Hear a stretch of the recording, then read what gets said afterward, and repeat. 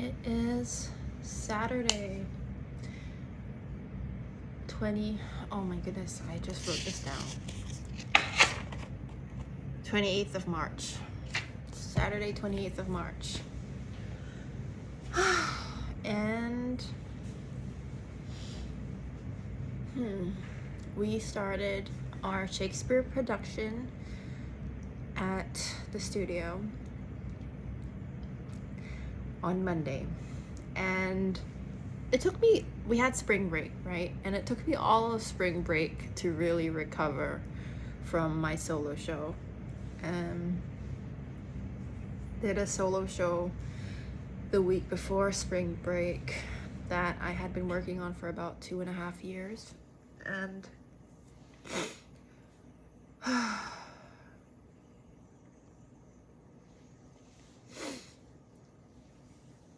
I think my sinus is being strange right now.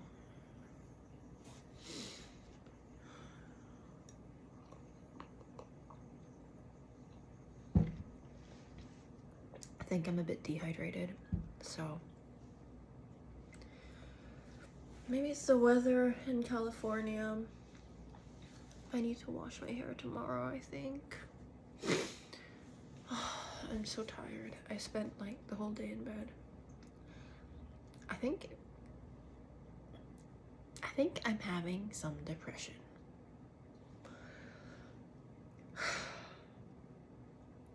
And yeah.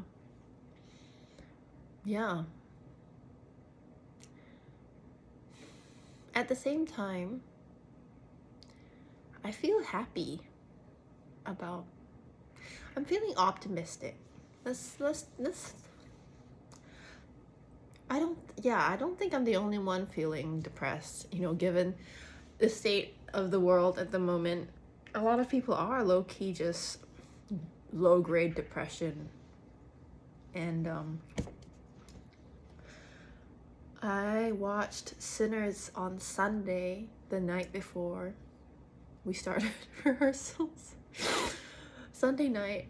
It was sort of like it was long overdue. I should have watched it a long time ago.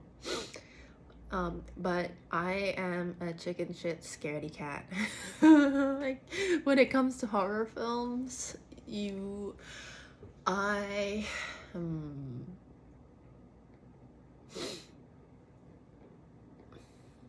can't. I may be starting to build tolerance for it, but it's always the singular images that really stick in my head. And sometimes a trailer is enough for me to know what's going on and why I'm too scared to spend 2 hours in a cinema watching something.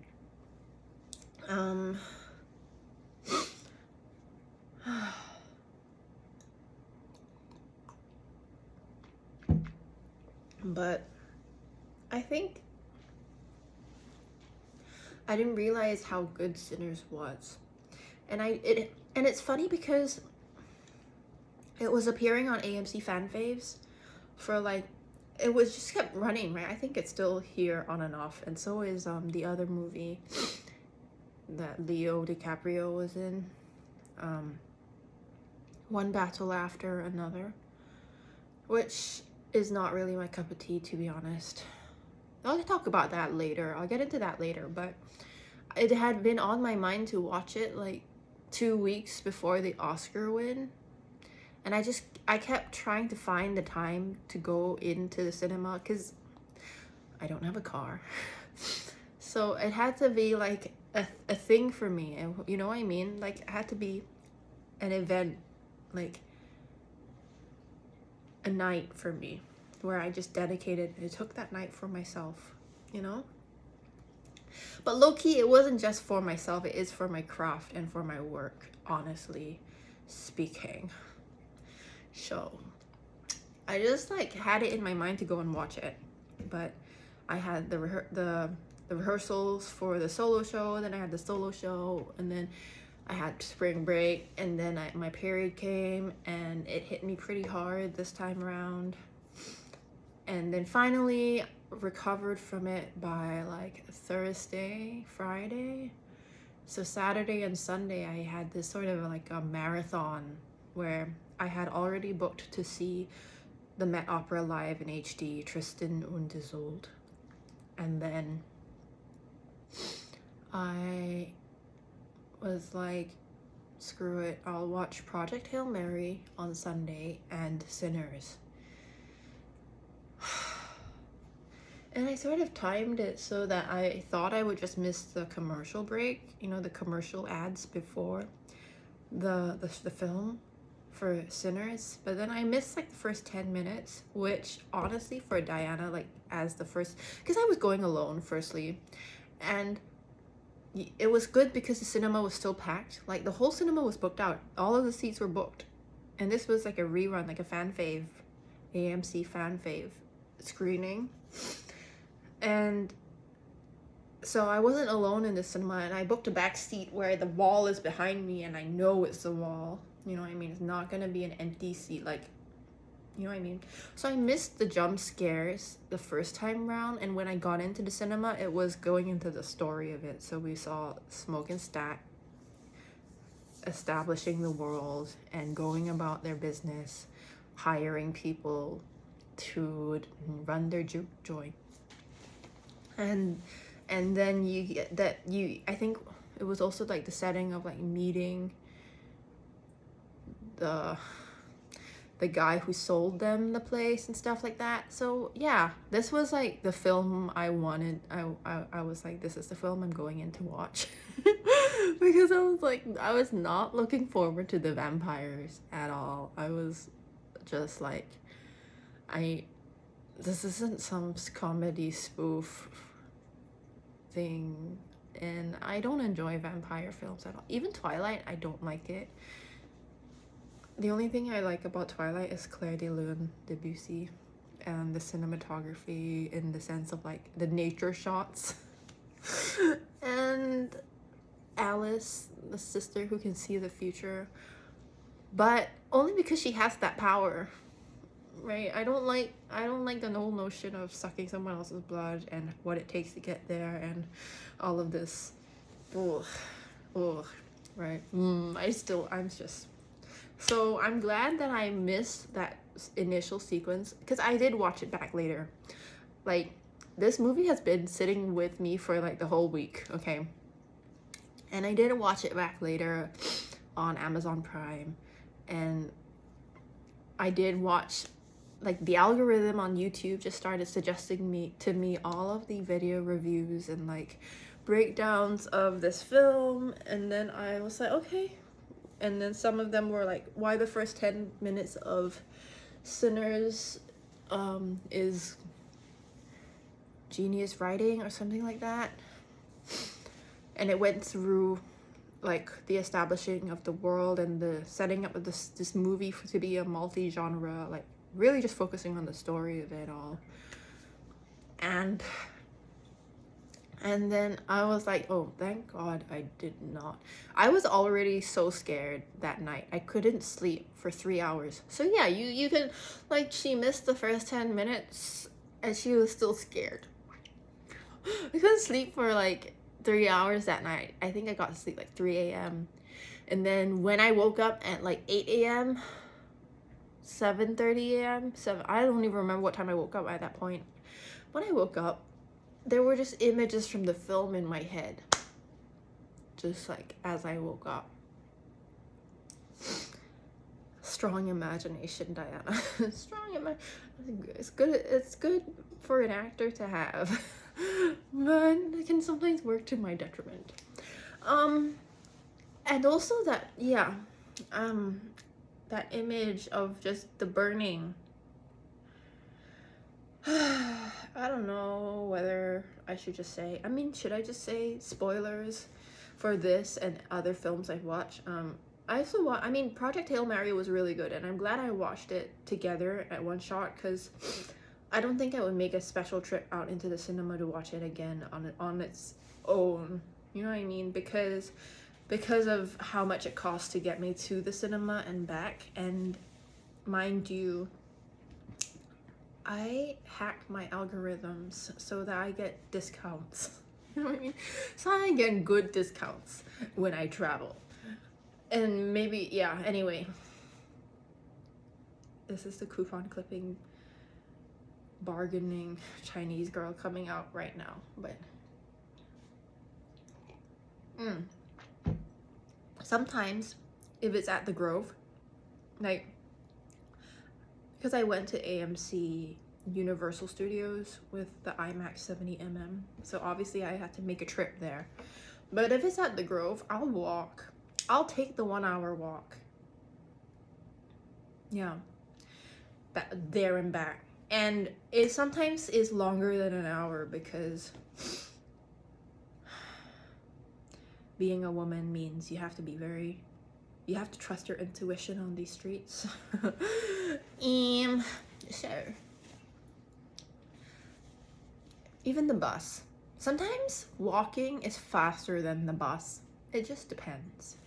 Anyway, and also it's more enjoyable, and I make it into like a little exercise journey, mindfulness situation. Trip, I don't know what the word is, but I take a whole mindfulness journey with it, you know what I mean? So it's the whole event for Diana, okay? Takes a nice long walk. Anyway, so yeah, now that I have a cat, I have to time it even more with more precision. So yeah, I was really impressed by both of these films. However, yeah, and like, dude, okay, spoilers ahead for both films. I'm just gonna say it, like, that moment when we didn't know whether or not Rocky was gonna live or die, and literally the fact that he almost died, I almost cried. I almost cried. I think it was because I had cried already a lot, you know what I mean, in the weeks before for my solo show, and like in general. I was like, if I had the tears, I would have cried. If the tear ducts were full, they would have been leaking. They would have been, everything would have been coming out. But that was I don't know. I love Rocky so much. Rocky is my fave. I think also in terms of acting, Ryan Gosling really, he was so emotionally available as his character. I think especially in the moments when he's up in space, you know, and I think as an actor, like, he's basically monologuing. He's basically doing monologues. So his scene partners, like Rocky is like a CGI character, so I think unless they probably had to have like a human stand-in, I don't know, for him to have his eye line and stuff. Hopefully, I don't know, because I think as an actor sometimes it's so easy to go into monologue mode, which a lot of people fall into, where there's no one to latch onto, there's no human or living being. Like, for example, I just glanced over at my cat to see, like, is she okay? Are you okay? What are you doing? 干嘛？小 B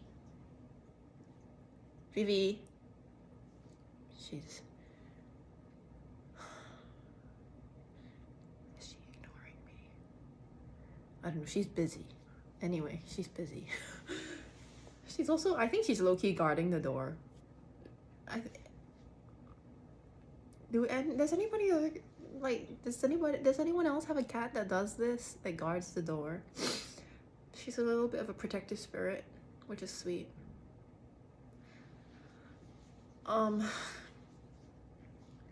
Yeah, she, like, there was a sound outside and she just, you know, Now she's like busy doing her own thing.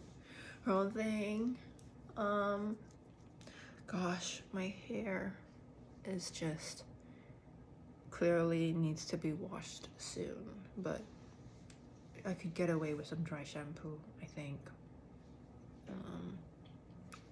I'm not going out right now, and this is just how she is. I'm just here. I'm just being human. I kind of feel like low-key, like, I do feel like I hope that there will be times where I am showing up to these vlogs, like, fully presentable and fully presented, but low-key, like, I mean, not low-key, high-key. Diana is already, like, she's struggling, okay, to just bring her full and best self at work. And so, like, when I put on makeup for shows and work events, or like self-care days, you know, when I'm going out of the house, like, that's already a lot for me energetically. And I do feel, and I think maybe we'll go into this a little bit more, talking about what watching Sinners meant to me.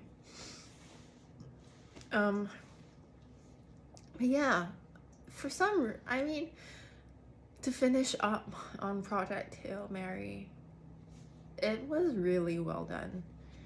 It was a really good film. I really enjoyed it, and yet at the same time, I resonated a lot more with Sinners, and Sinners has been on my mind for the whole week, which is wild because, yeah, and low-key, like, I wish I had seen it in IMAX 70mm.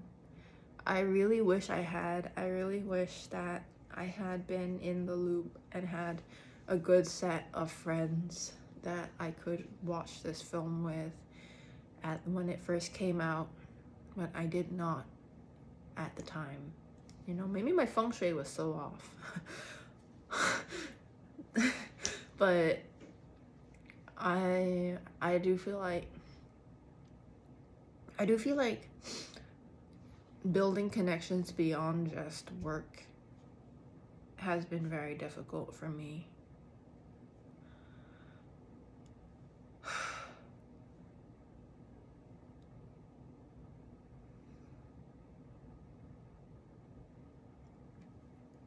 And it leads me to my point and why I think, yeah, I'm just gonna talk about Sinners now, because yeah, I mean, Project Hail Mary was really good. I almost cried. I really enjoyed it, and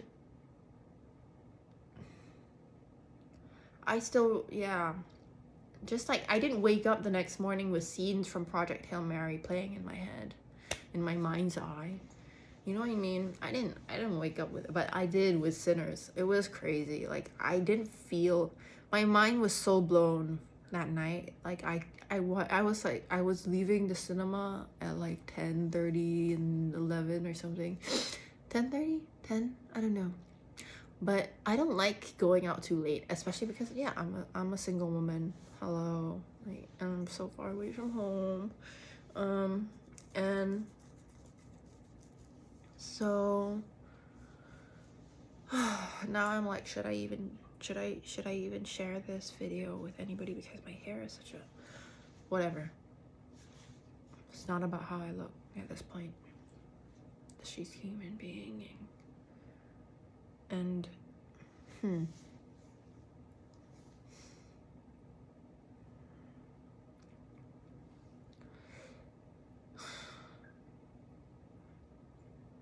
I think I'm still processing what I saw, which is crazy, but it's not. It's I felt really seen by that film. Like, it's the first time that I've ever felt so seen in the English language. And I shared a couple of videos about this on Instagram. Shorter videos, I guess, that were more to the point. But I don't even know who's watching my videos at this point. And at the same time, I know that this is all sort of practice for me to really be myself on camera, you know? for a lot of my life before I committed, like, for a lot of my life before I fully committed to being an actor, I was so used to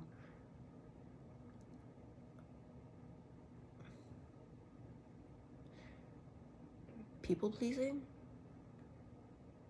too much. Being who I felt I was needed to be, who I felt other people needed me to be.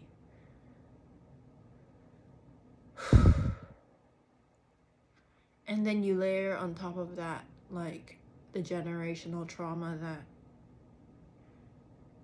my family lines, people, my ancestors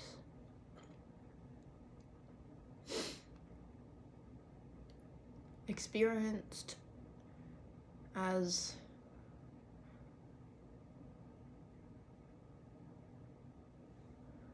Commonwealth citizens, even and colonized people.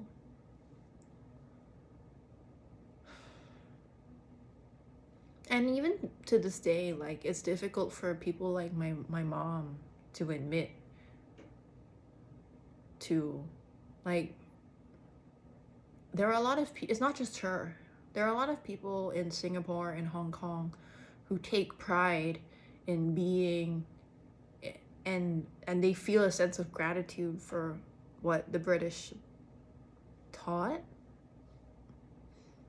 them and brought to our regions in terms of industry in their minds. And I mean, it's what they know, it's what they have known. It's not like they were alive in the decades and hundreds of thousands of years before the British ever came and set foot in our regions, where Chinese people and merchants were still trading with Malays in what used to be called Pulau Ujong, the island at the end,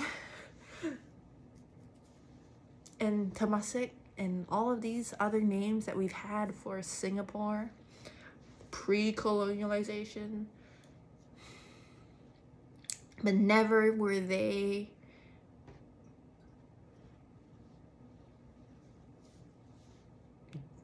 they do what the British did. They never felt the need to cheat the Malays out of their land with fake IOUs and bad debt. The anger is coming out. I don't want to go too deep into it. Well, shall I? Will I? Should I?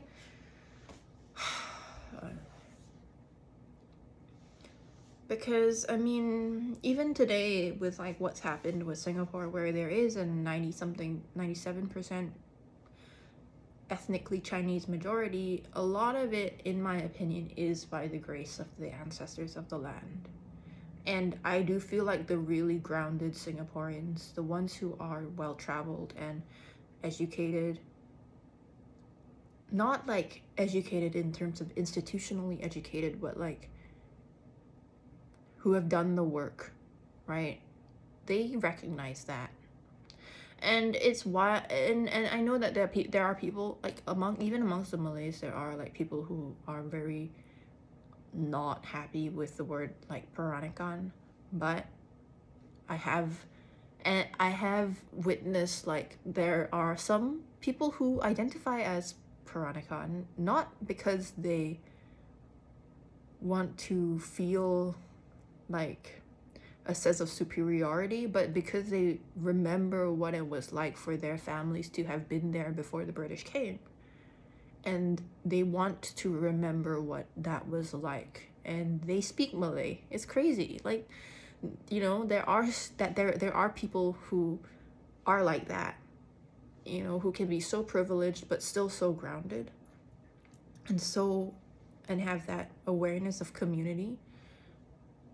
And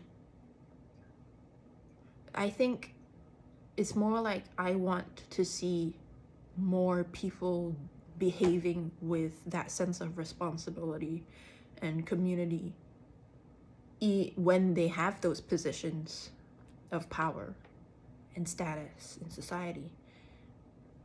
Yeah, I mean, and I don't feel like, that's why I don't feel like I feel like if you want to come for them, like, go for the ones that are like just being complete AH. You know what I mean? Like, the ones who are just being entitled assholes. Like, you know what I mean? Like, go for those ones. Like, yeah. Anyway, a whole other story, but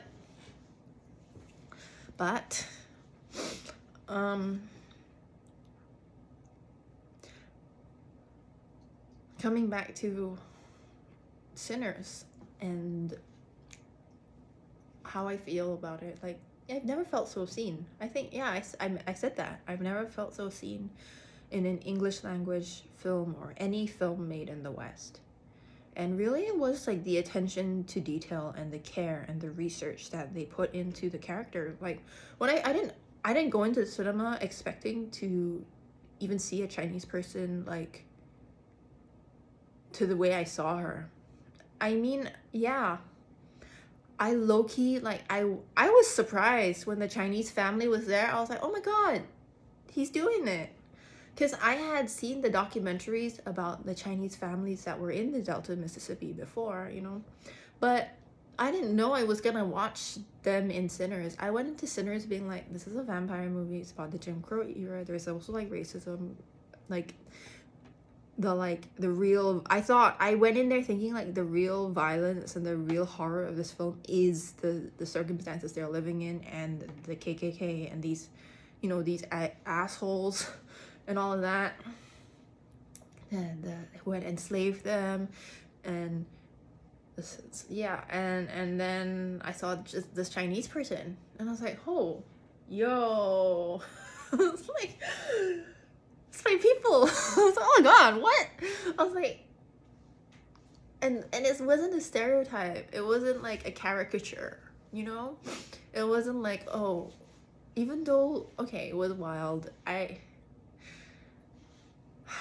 Some people who didn't know the history went out of that film thinking that these people were Korean, some white people. Well, I was like, you need to watch some history. I was like, okay, that's fine. One is better than none. But I was like, oh my god, there's Chinese people in this film? I was like, oh my god. I was like, people are starting to realize, you know, because I think the only other time that I felt this way was listening to Akala's book Natives. I listened to the audiobook. I think he narrates it. But I do feel like a lot of people forget the history and it still is. It's not even just history. Like, Chinese people and African people are still working together. It's just because you don't see it in the English language does not mean it doesn't exist. And I'm not gonna go too deep into that right now yet. But I was like, oh my goodness. He actually put them into the film. Like, I felt like, yeah, really happy. And then this is the real spoilers, okay? And then, like, the vampire starts speaking Toisanese. And at that point in time, Toisanese is like a lost language for myself and my family, right? So, like, my paternal grandmother, my ama, that's how we call her. So, Nai Nai is the Mandarin name for the paternal grandmother. As you have Nai Nai and you have Wai Po. You don't have that in the English language, so I have to tell you, paternal grandmother. Okay? Because paternal grandmother and maternal grandmother are very different positions in Chinese. Just saying. And you don't have, I hate that you don't have this in the English language, okay? It's very frustrating. Okay. Anyway, her father, so my paternal grandmother's father. And there is a word for this in Chinese, but it's just gonna confuse everybody who's watching this who doesn't speak Chinese. So I'm not gonna go into that details. But my paternal grandfather's father is in a very different position from my paternal grandmother's father in societally, in the family structures, in Chinese culture anyway.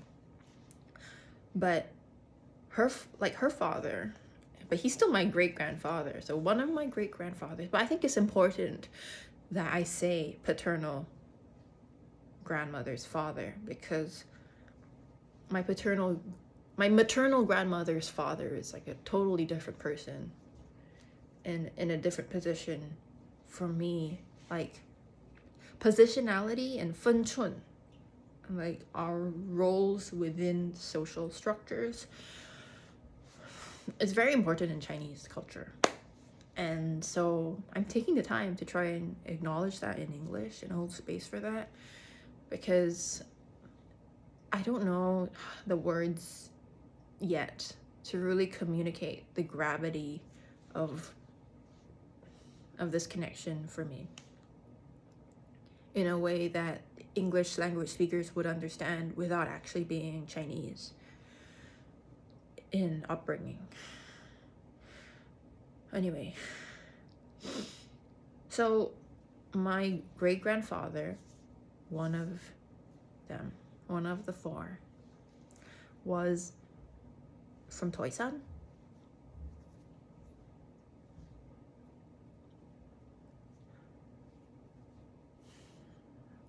And yet my grandmother, because they have this dialect which is like within their chun, it's like a village dialect.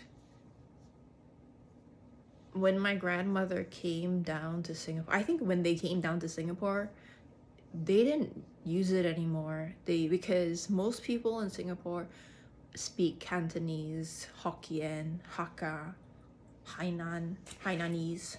You know, like those were the ethnic subgroups, regional, like even within the Chinese race. I mean, because the whole idea of Asia is still a European word. Like as Chinese people, we identify as being descendants of the dragon, descendants of the Middle Kingdom, the central country, 中国, right? So within 中国, you have like all of these different 方言, which is the regional language that we speak, the regional dialect. Yen is not really language or dialect. It has to do with the vocalization, because the written characters were still the same. Like we were all using Chinese characters. It's just that we would say different pinyin, different alphabets assigned to the words, the characters. And so it was mutually unintelligible, you know? I mean, you get that with I don't think there really isn't an equivalent anywhere else. It's not like the different tribes, like it's not like I mean, like for example, like Yoruba is mutually unintelligible with some of its other tribal languages. But I'm not going to say too much about that culture because it's not my culture to speak on. But I'm trying to draw like a comparison. I mean, because even in English, it's kind of like there's no. I mean, if you go to England, like when I was living in England, like there were different accents, like the northern, even a person from Yorkshire would speak completely different from like a person from Bath. And yet it was still mutually intelligible. You know, like there would be certain words that are like, what are you saying? But once you understood the accent, the words are basically similar, right? The same. But in Chinese, you have the characters, and then you have the way we say these characters, and even the vocabulary, mutually unintelligible. There's no one-to-one. We're just using the characters in different ways. So before 普通话, right? People were just like, what the F is going on now? You know, like you say this thing, I say the other thing. Huh? You know what I mean? You have to write it down to me, because then I'll understand you. It was even like the 国母 and the 国父, the people who overthrew the dynasties, Sun Yat-sen and Song Qingling, who is the lady that I did my solo show, is like my character from the solo show, Song Qingling. So I just did a solo show on her life, or a significant moment from her life. Even both of them, husband and wife, Shanghainese and Cantonese, spoke to each other in English because neither one of them could understand the other person's dialect. So hence the need for a common tongue, which is what 普通话 means in English. Common tongue. Anyway, so my great-grandfather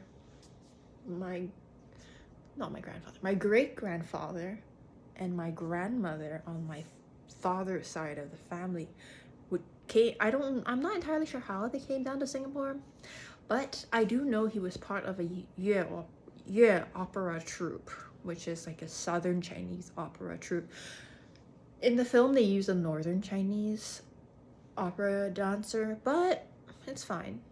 Like, they use Peking opera, Beijing opera style. But I got the gist of it. I was like, oh, this is familiar. And so they started adopting Cantonese because Toisan is like right next to Guangdong. It's kind of like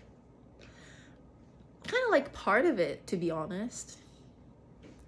Regionally-ish. I mean, it's not part of Fujian. It's definitely, is it? No, it's not. It's like super close to Fujian, but it's like in modern day times, it's like within Guangdong on the map. And Guangdong is Canton, which is which uses Cantonese as like a fangyan. And even within Cantonese, you have Guangxi. Like, you have Gongfuwa, which is what they use in Hong Kong, and then you have Guangxi, which is west of the Guang. How do I say Guang in English? I forget. But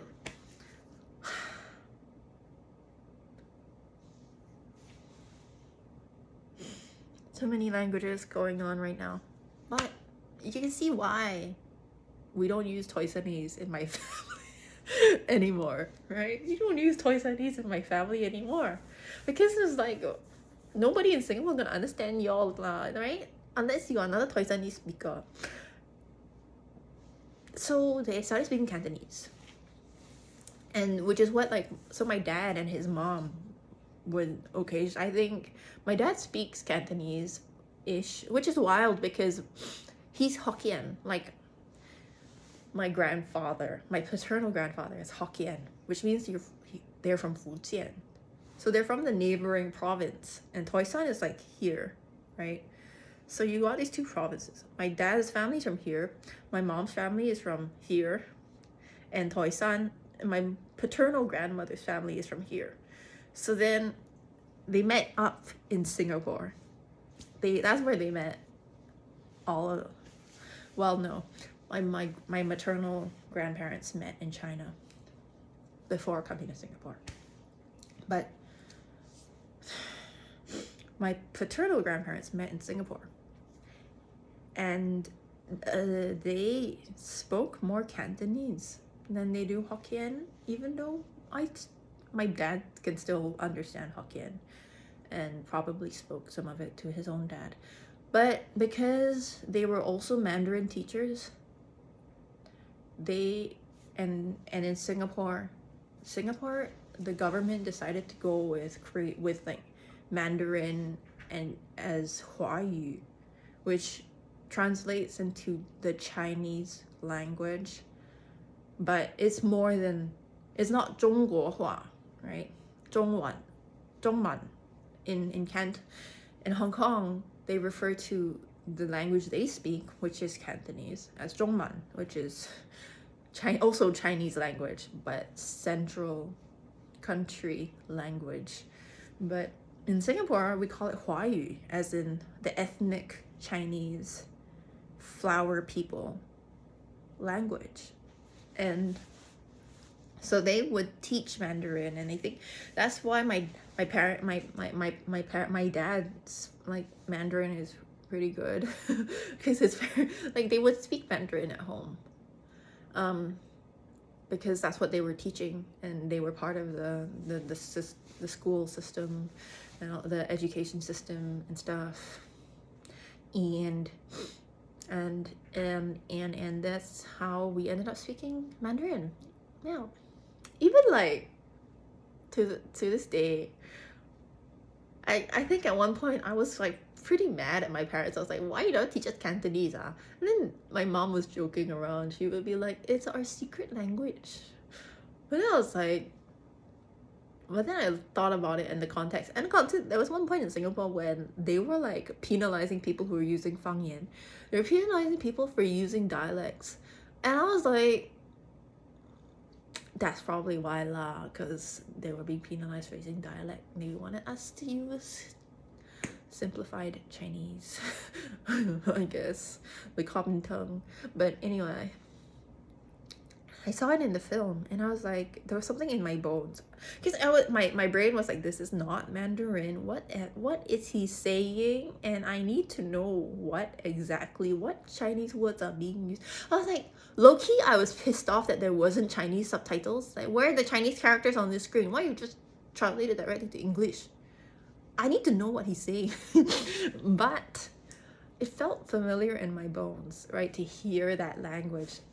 And I think because of that familial connection, where it is a lost language for me, I'm like, oh my god, something in my bones is creeped the F out. I'm still scared now. I'm just like, who is like, oh my god, I need to go and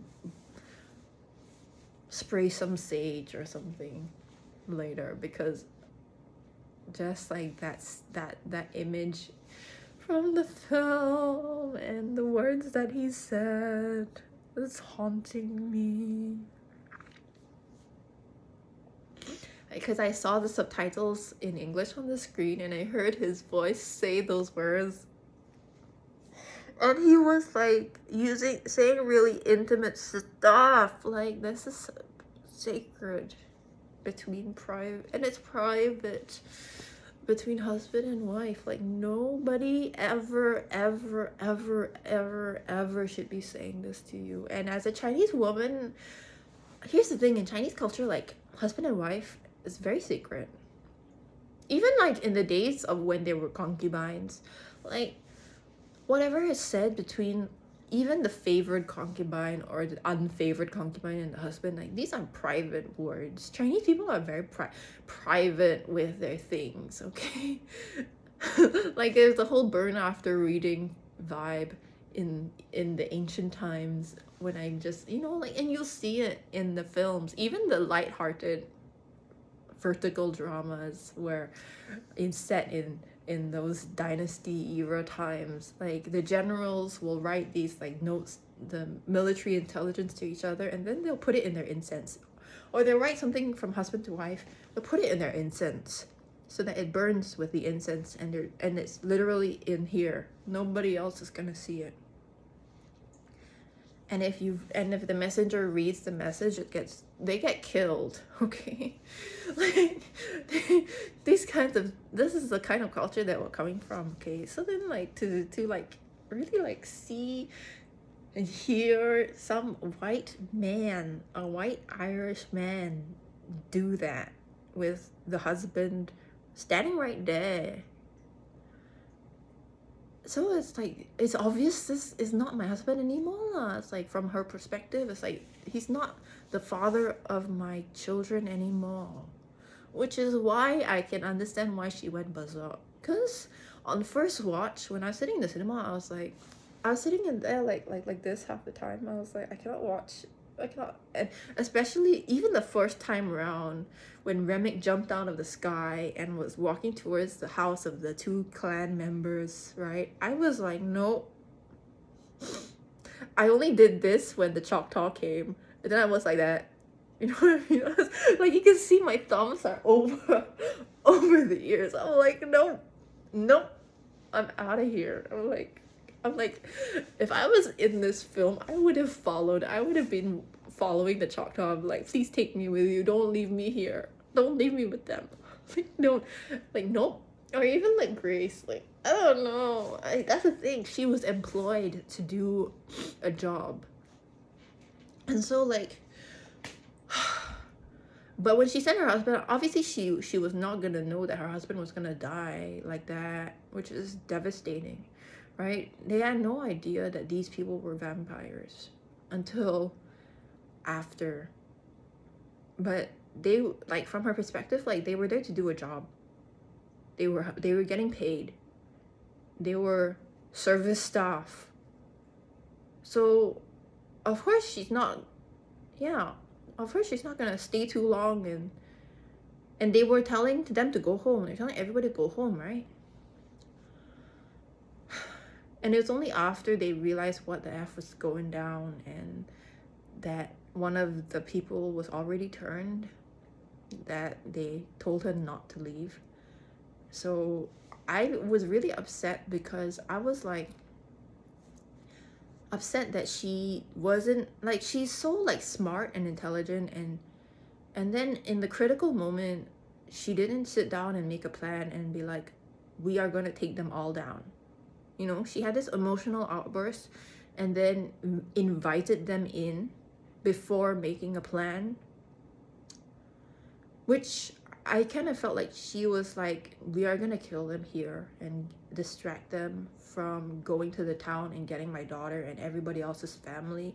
Like, I understand where that's coming from too, but I kind of like low-key, I wanted her to make a plan with Smoke. I kind of feel like that would have been like a stronger, I don't know, female lead-ish, sub-lead, but she's not. But that's the thing. She's not the lead in this movie. She's a supporting character. So, and I have to accept that lah. Like, because as Diana, like, I mean, maybe it's kind of lucky that it wasn't me in the role, because I would have been like, I can have the emotional outburst later. I want to see her, like, even if I had an emotional outburst, I want to see her making plans with Annie and Smoke. Like, Annie was my favorite character in this movie. Yeah, she's, and the actress who plays her, so beautiful. Woodme, I think. I hope I pronounced that correctly. So beautiful. Like, as a woman, and she's so full of life. So full of life. The moment you see her, she's so full of life. Her eyes are, she's glowing. Her eyes are like sparkling, like, you know what I mean? Oh, maybe it's just the scene and the vibe in that scene. It was so good. Even though, like, I'm not there for like sex scenes personally, but I saw it wasn't like overdone in this film. It was like, okay lah, this is illustrating their relationship, and I can see their dynamic clearly and why it matters to the story in a way. But normally I'm not really one for sex scenes, and I do feel like in a lot of white films it's just unnecessary. A lot of Western films in general, I'm just like, you're just doing this for the views. But in this film I was like, okay lah, actually it's not bad. Like, I can see the love, yeah, in the characters, and I can see the difference in between the brothers. Like, for me it was like, actually it was the difference in the relationships that the brothers had, and therefore in their personalities and their characterization. And I think that's why, like, yeah, I did feel like with Michael B. Jordan, like, the specificity in his role, because to have just the way he responded was so distinct in both characters. It was like, yeah, I was never confused at any point in the film. Like, they were different people, even when they were in relationships, making love, which is crazy. I was like, whoa, I did not know that was possible. But acting. This is acting. I was like, oh my god, this is some real acting right there. Yeah. So I was really disappointed, okay? I was really upset that we didn't have a scene where Grace was making plans with Smoke and Annie to like solve the situation.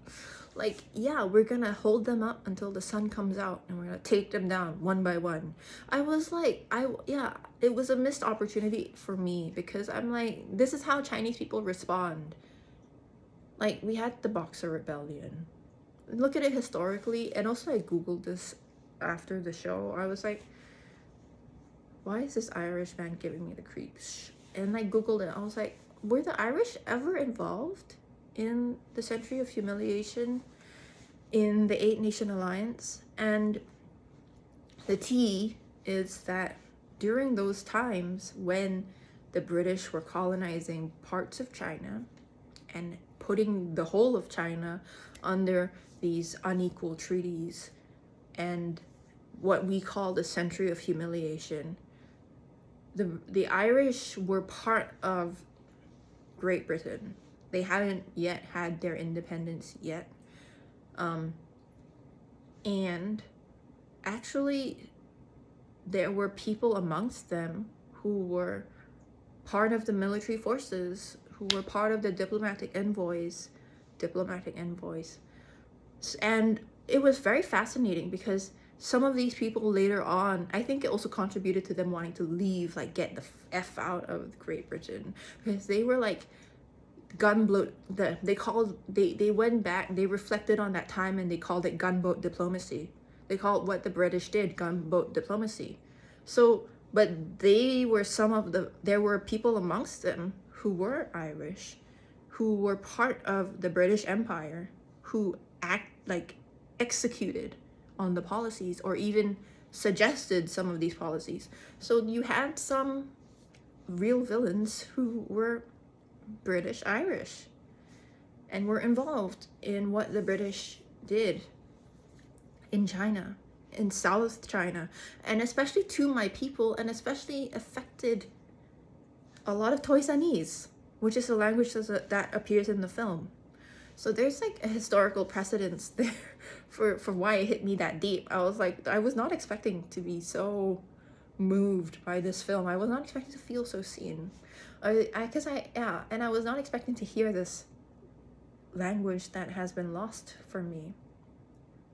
And I was not expecting to hear a white Irish man using this language in such a dirty way. And then I discover that there was Irish involvement in the Century of Humiliation, not from Ireland, but from the people who were colonized. And beyond that, like, there were even like Indian mercenaries were used by the British during the Boxer Rebellion, the suppression of the Boxer Rebellion. So like, it's like the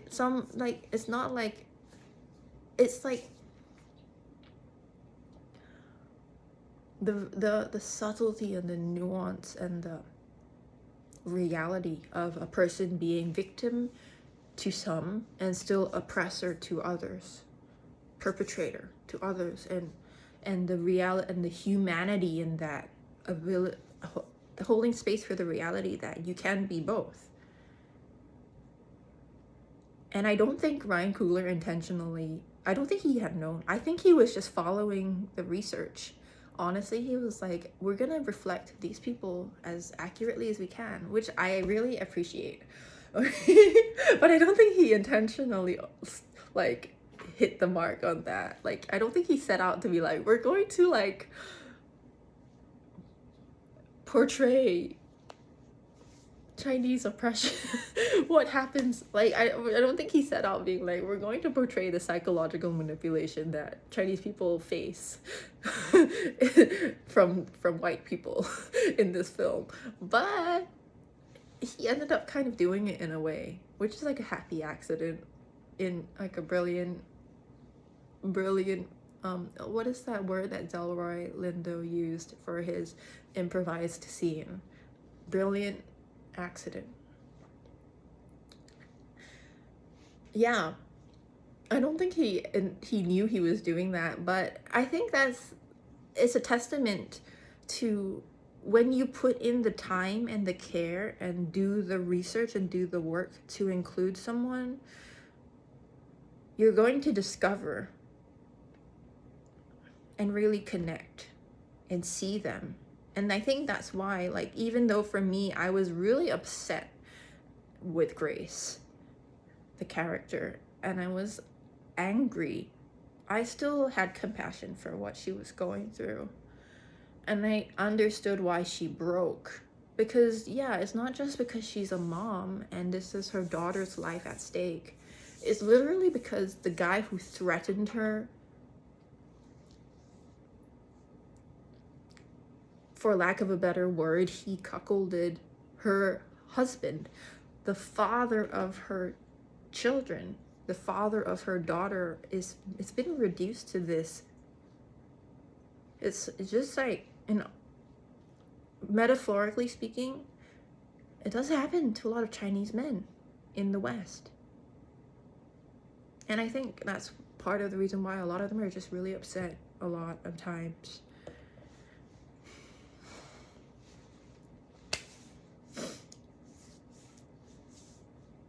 But then for the wife, and I think that's why that image of them burning at the end was so beautiful in a sad way.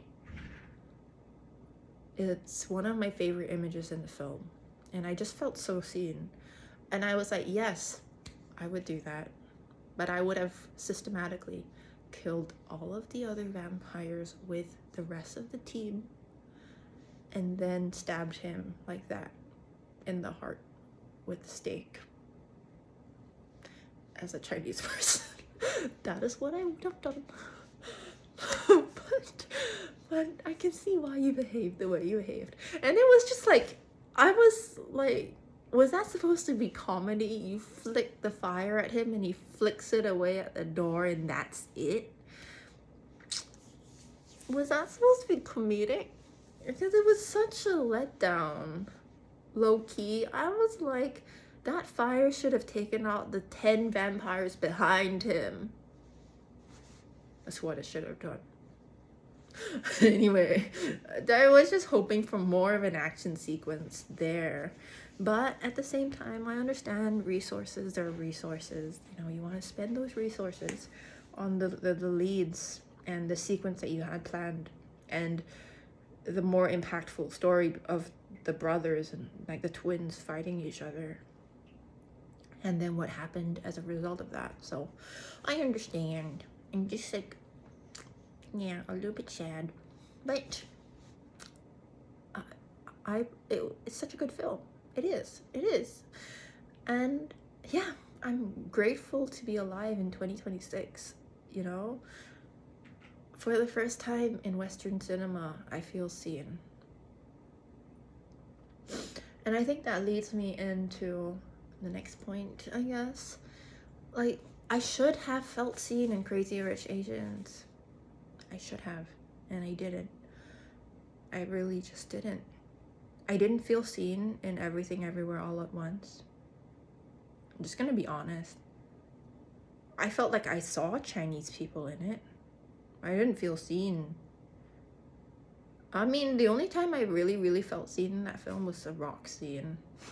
The scene with the rocks. And then maybe the scene between the mother and the daughter. But I did feel like that. It's just not my experience. And there are people who have that experience and I'm glad they felt seen. But what I will say is that I do feel like, because both of these films, just to be real about it, okay, who is that actor? I literally just saw an interview about this on Instagram, a snippet from an interview with an actor who said it's a cultural difference.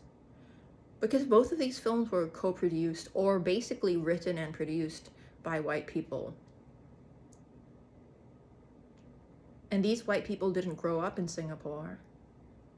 Like, there are white people in Singapore who speak perfectly, like, who speak dialects. They speak perfectly amazing Mandarin, and they live in the culture.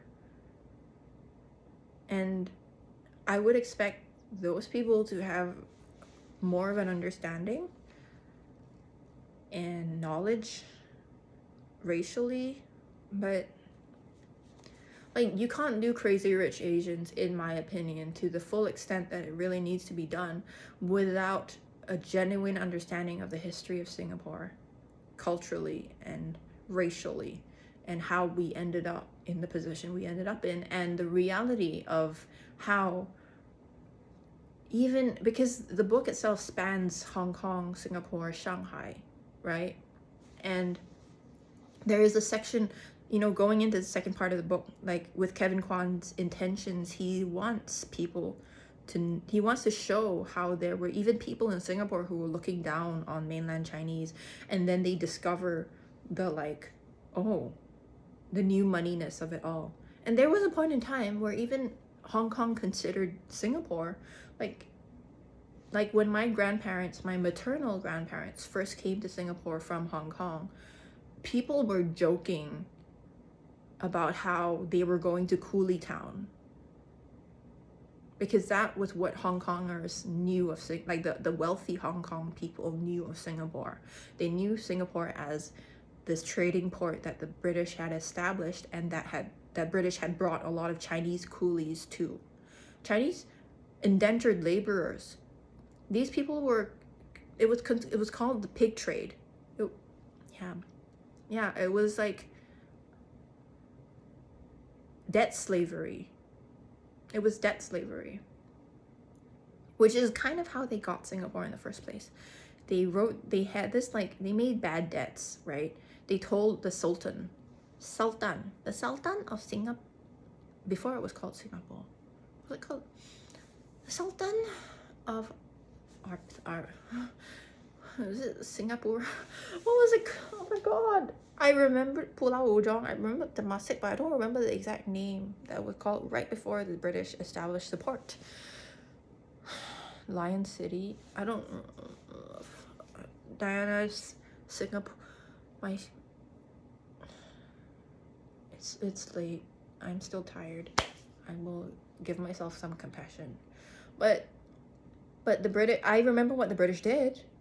And what they did was they made these loans to the Sultan and his family, and, you know, and said, we will lend you some money, and we will help you build up the industries in Singapore. And then they went and collected on the debt. Basically, they were worse than the loan sharks lah, huh? Okay? They were worse than the loan sharks. They were like, we're gonna collect on our debt now, and you owe us with interest, and the interest is, give us your land. Basically, that's what they did. So that's how they colonized Singapore. So you got a man who was literally there for 5 years of his life, who now has a statue built and one of the most famous hotels. And you can't tell the story of Crazy Rich Asians without the knowledge that a lot of these very wealthy Singaporeans in the book were compradors. They are compradors. Even the ones who were, like Astrid Leong is Peranakan, which means her family was in Singapore before the British came.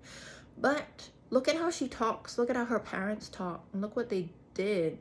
And I think in the book, it's even more. it builds even more on her character, raises the stakes, because that's why they buy the hotel, right? That's why her dad buys the hotel when the mom is like treated so badly. It's not just about the surface level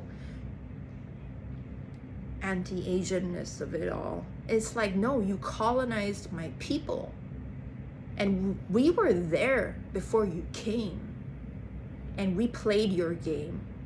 We helped you make money, and you still treat us like shit. That's the vibe. You know what I mean?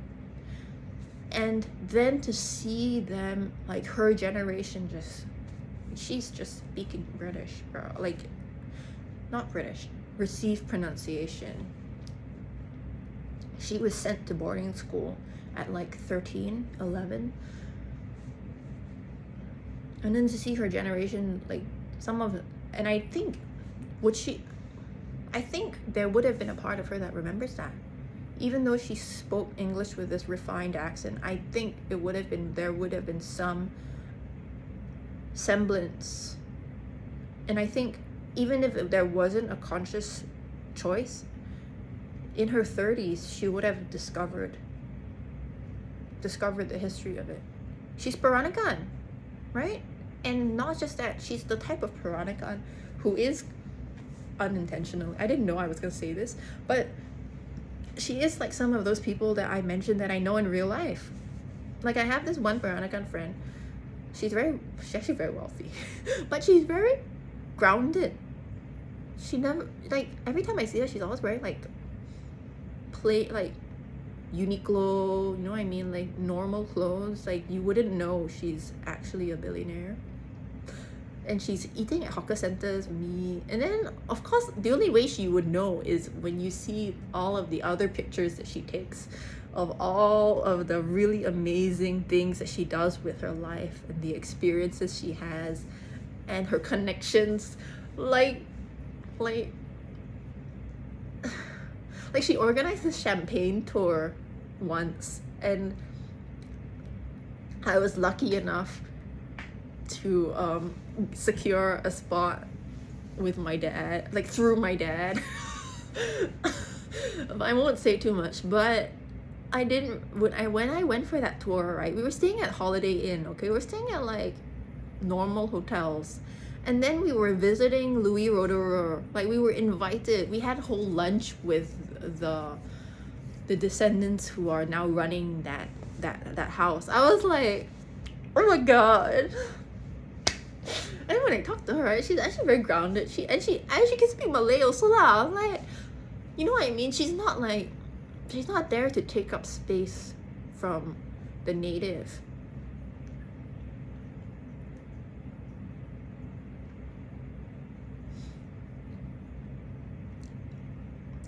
She's just doing her,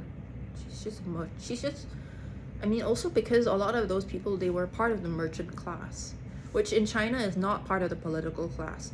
Like, during those eras, in the dynasty eras, merchant classes were looked down upon by the royals and the nobles and all of that, but they were still respected in terms of business because they brought in money. But they were like very discriminated against because they were not like military generals, they were not like political scholars, you know, they weren't like part of the intellectuals and the the literati, you know, the word for. So they were traveling a lot, but they were, you know, like these were the Peranagans. They were like the merchants who came down to Singapore, the land that Singapore is on, in Southeast Asian regions. They traded and they bartered with the Malays. You know, they were going around the world. They were traveling. They were making a lot of money without needing to colonize people like the British or the French or the Dutch or the Portuguese, basically the Europeans or the Americans, right? They're just like, let's just make money together, which is still how Chinese people behave, low key. they're like, let's just make money together. I have no interest in taking part in your politics because we got so much more politics going on in our home country. Like, we have, even in our families, we got so much more to take care of. We're not interested in being, you know, we're just, the only politics we're interested in is trading, you know? Like, we just want to trade. Like, and I'm not gonna go more into that because I'm not gonna go in. I don't want to open this whole other debate on stuff that I'm not here to debate.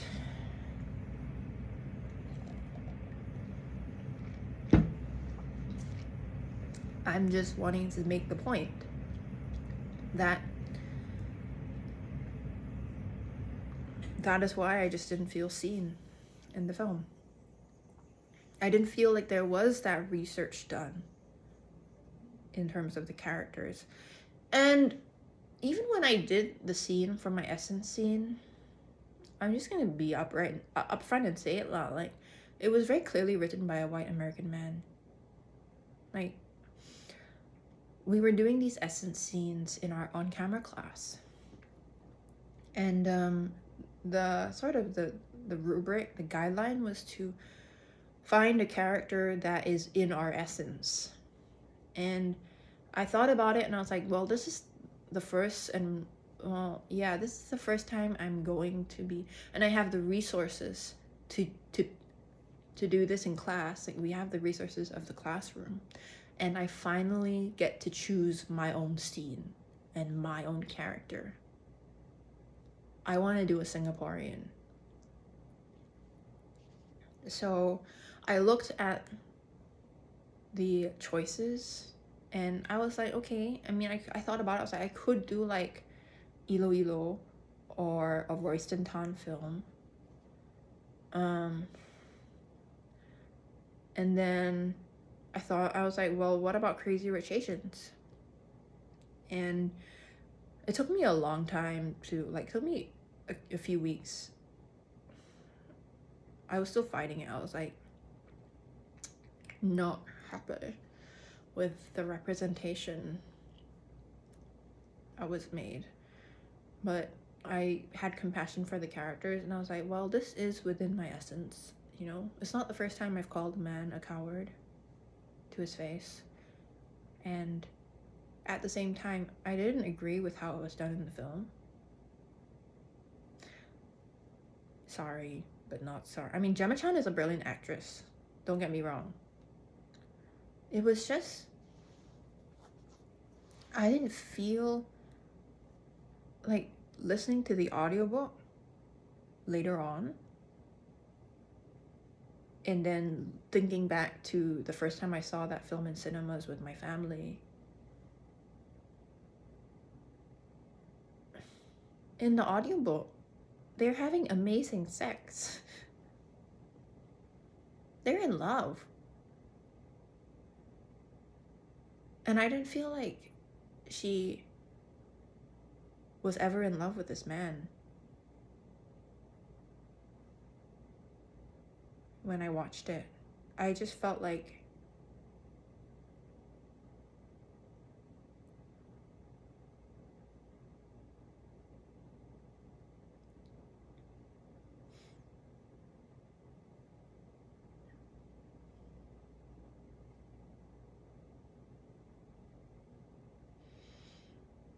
I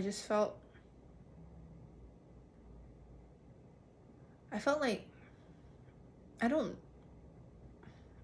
know what I felt, but it wasn't like, I didn't feel like I was seeing a scene between two lovers, you know? And on top of that, no, I just felt like I was watching a really good actress. That's it. On top of that, like, Astrid hides her shoes and her clothes and her business, her things. And in the book, we find out that the husband already knew the whole time. You know what I mean? And he was already, like, emasculated by her brothers. So it's all kind of for naught. But I did feel like, as a Singaporean who has lived abroad, I went to a boarding school for 2 years in England. That's another story for another time. But I mean, I think that's why I was like, okay, maybe this character is kind of within my sister. Not that I've ever discovered anyone cheating on me. It's never, but I had called a man a coward before. Yes. But when I called him a coward, I was still in love with him. You know what I mean? There was still love there. And I think that's why I just didn't believe it. I was like, I thought about it. I was like, back in those times, when I did call this man a coward, what was I wanting? What was my intention? And I think there was a part of me that did want him to say, no, I'm not a coward. I will fight for this. We'll make it happen. You know what I mean? So that's how I chose to approach this scene.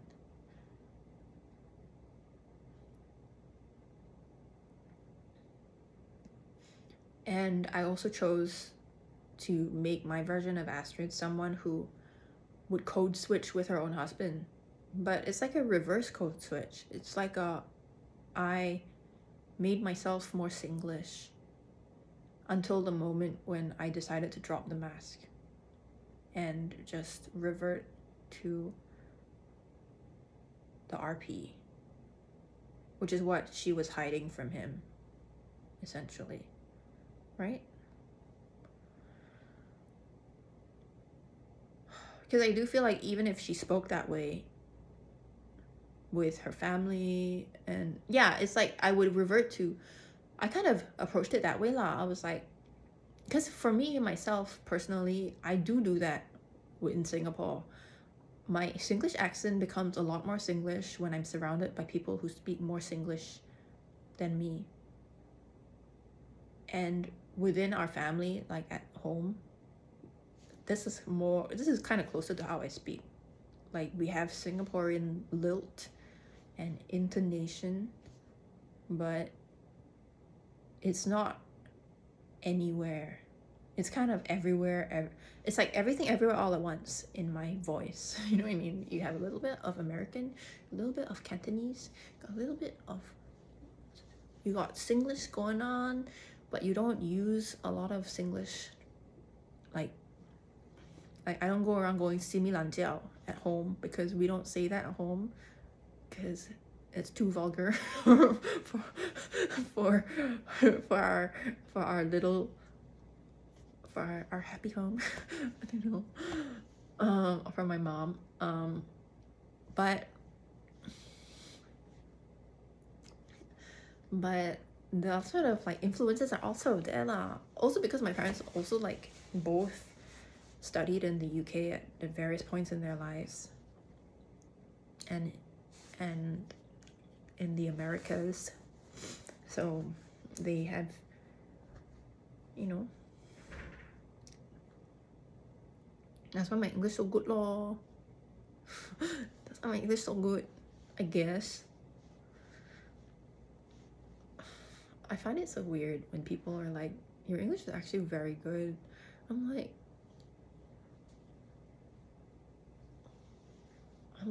it's my first language. Then they're like, no, but I mean like, I'm like, what do you mean? I'm like, but then I thought about it, I was like, yes, it's graduate level, because I guess I'm educated lah. Am I educated? I guess I am. I mean, you know,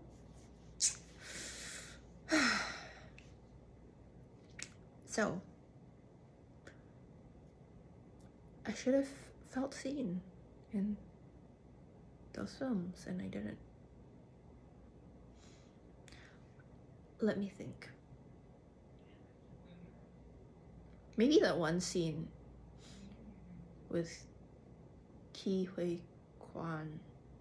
Is it Quan or Kwan? It really, another side note, really bothers me because even like Simu Liu Simu, like even he says his own name is Simu, and I'm confused. It's he made this video where he, well, I'm not gonna say too much about it, but he made this video where he corrected the pronunciation of Liu, but he didn't say anything about Simu. And for the longest time, I thought his name was like, in Chinese, it was like Simu, like Western wood or something like that. Some sort of like, you know. Then I googled it and it was Simu, which is like to think, to like be very not just to think, to like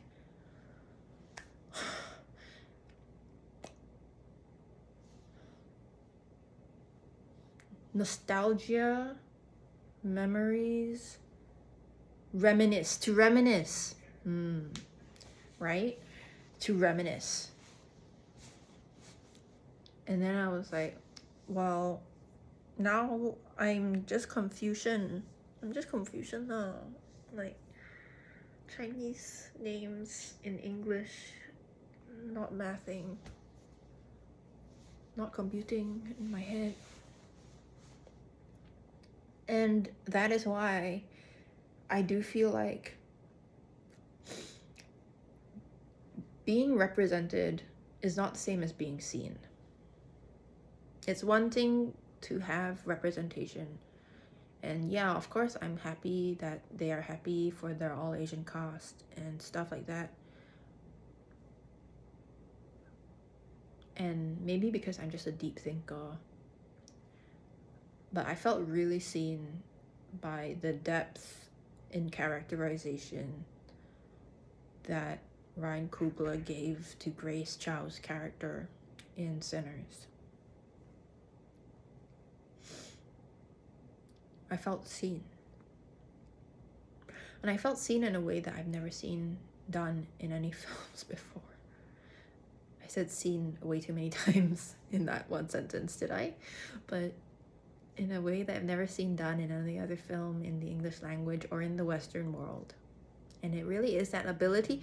It's the ability to hold space and really see a human being. And beyond that, I think it's because he unintentionally ended up depicting the version of oppression that is inflicted on Chinese people. A lot of it's more psychological. I mean, it is. And yeah, like you see this Irish vampire who was also upset about Catholicism and the Lord's Prayer, and, you know, obviously is pro-Ireland, yet historically speaking, during the era that we as Chinese people call the century of humiliation, Irish people who were subjugated by the British at the time, or who were part of Great Britain at the time. I mean, they're probably even, I guess they would be considered what I call compradors, right? Which is what I'm calling those, a lot of the people in Crazy Rich Asians. They are compradors. They are people who were colonized but chose to work with the British, with the English. And so from the Chinese perspective, it's like, yeah, they were a part of the oppressors. They chose to act for the oppression, the king and the queen. You know, they chose to be a part of it at the time when they came to China and did what they did. Stole our tea. They culturally appropriated tea.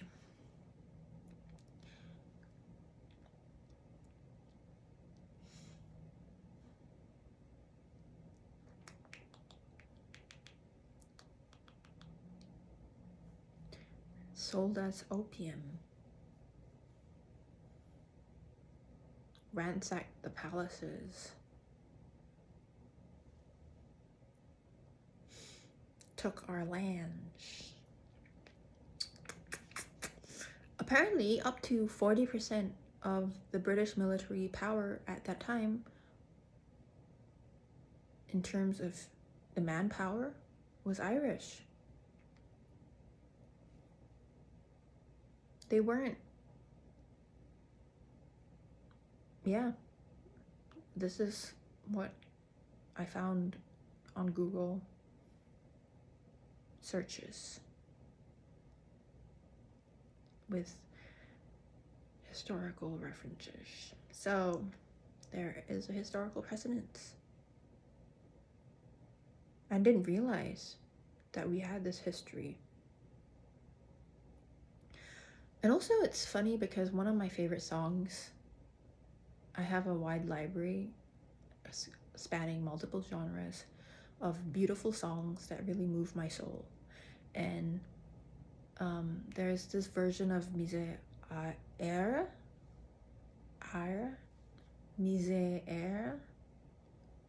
which is an Irish poem that really moves my heart.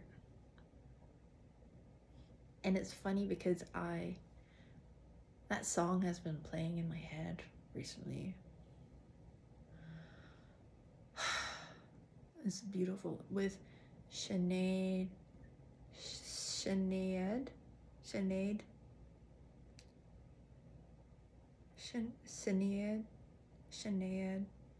sorry, I'm not Irish. I've never studied the language.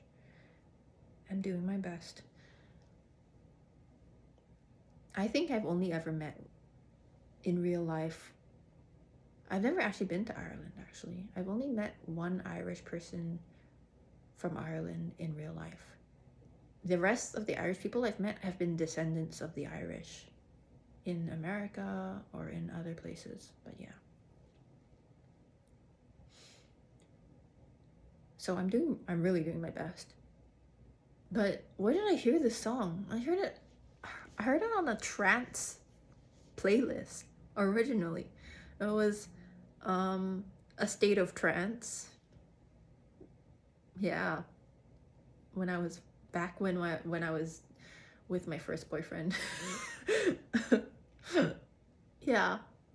Which is funny how these songs find us and this art find us. But the original poem, it's about a mother who's been sold by her children.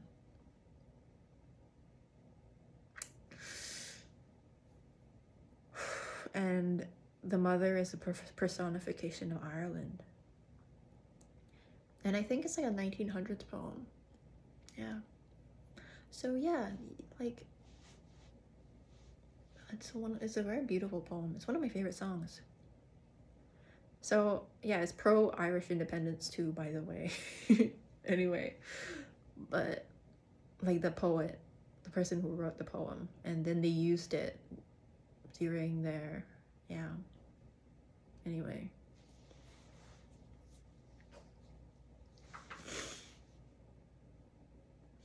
I think a lot of people who are making reviews about Sinners talked about the history and the connections and the parallels between the two cultures, like African American subjugation and Irish subjugation. Yeah, but I did not realize I would find this connection after watching the film, and I didn't expect to be represented in the film or seen by the film, so kudos.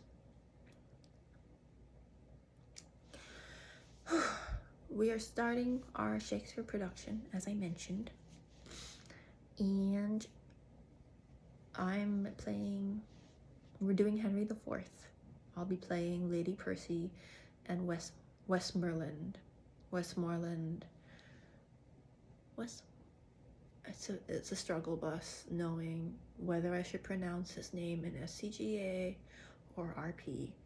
And yet I'm very grateful because our director is pro decolonization of the text and the work. What does that mean with Shakespeare? Well, you will find out. I will find out.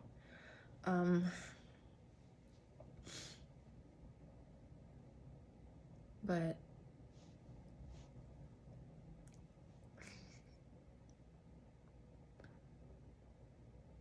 yeah, these two characters are definitely within my essence. Even though in the version that we're doing, like, a lot of Westmoreland's lines were given to Warwick, it's fine. YOLO. It is what it is. His character is still the same. And honestly speaking, I don't know. I'm in a debate right now where I'm like, I don't need my characters to be verbose. I just need them to have impact. And yeah. So it doesn't matter if they're lead or supporting as much. Even though at some point in my career, I would like to take leading roles because I know I can do that. And it's difficult for me because when I am given supporting roles, I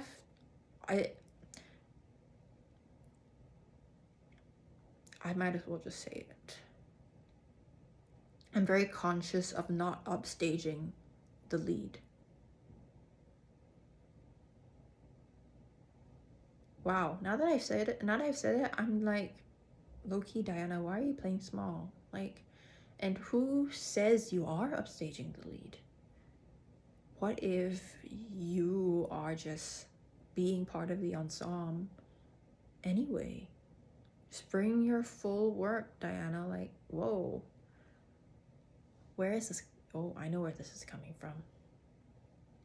You know how I mentioned earlier, like how in Chinese society we have all of these hierarchies and social structures, and it's very, like, how it's very different. Like, the paternal grandparents are different from the maternal grandparents. And historically speaking, there is a lot of bias towards males in terms of social structures and their position.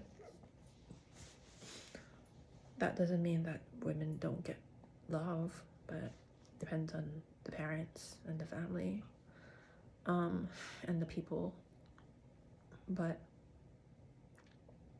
yeah, maybe my bringing my full self is what we need to be doing.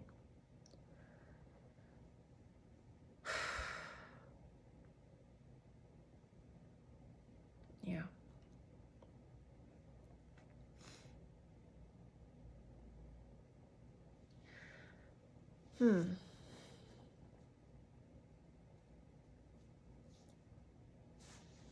Yeah, the fun thing about this production is that we are playing with language as well, in the sense of, like, there are certain parts of it where, like, Lady Mortimer speaks Welsh. And I mean, the setting that we're doing, we are putting it in a futuristic, post-apocalyptic setting. So it will be, the text, the words are as text, like the words function as a choreography, and we'll bring it to life in a more contemporary fashion. Because I mean, ultimately that's how Shakespeare intended and was staging these performances. They were contemporary, they were in the time, and the reason why they're still used and practiced today is because that's the thing with any great work. And I think, funny that I'm talking about Sinners in the same video, but, like, for example, even with Sinners, there's like a classic, like, there's a timelessness to the story because of the specificity and the care that is given to each character and the humanity that is explored in the story, like the timelessness of human nature is there. That's the universality, you know? Yeah. Alright. This video is long enough. I'm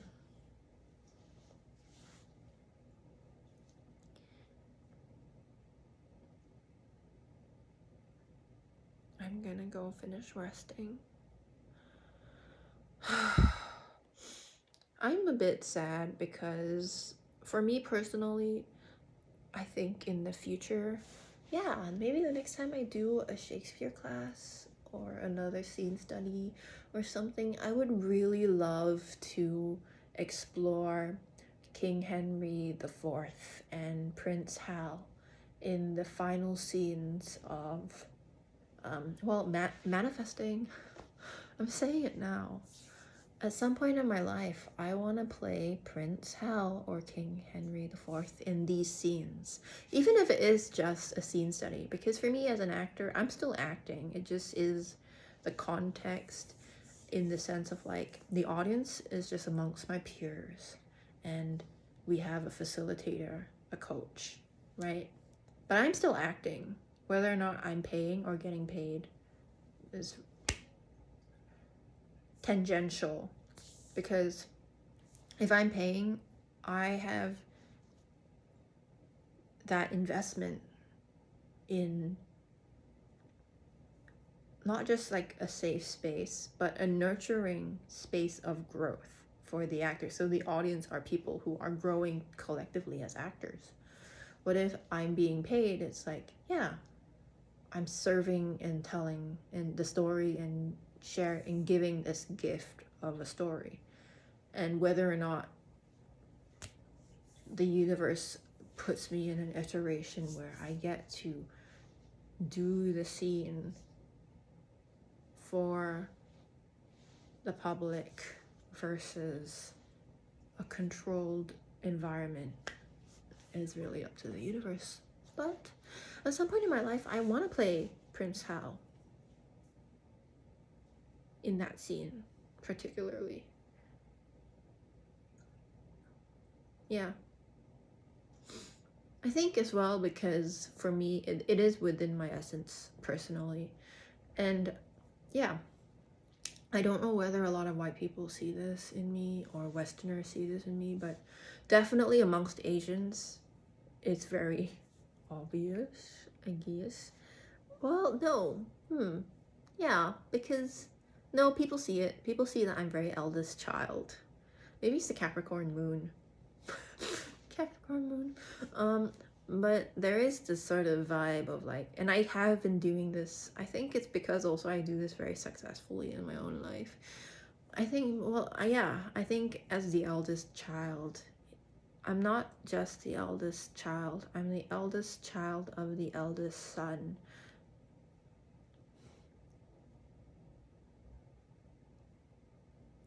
And there was one point in my life where I was telling my mom, like,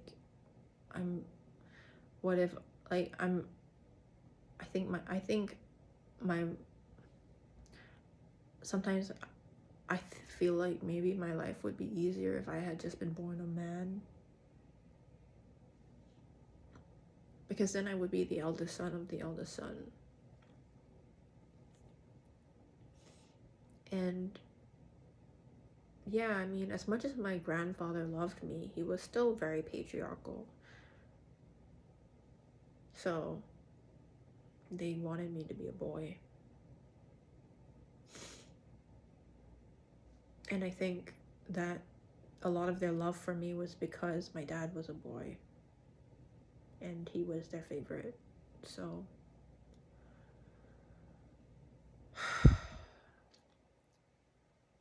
like, it's kind of low-key sad because my dad was very responsible with distributing the love, I guess, advocating for his own sister, you know.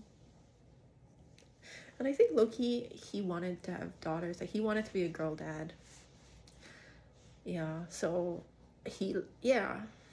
but sometimes I do feel like I was not expecting to cry today. Oh my god. There we go. Sorry, I was not expecting to cry today, but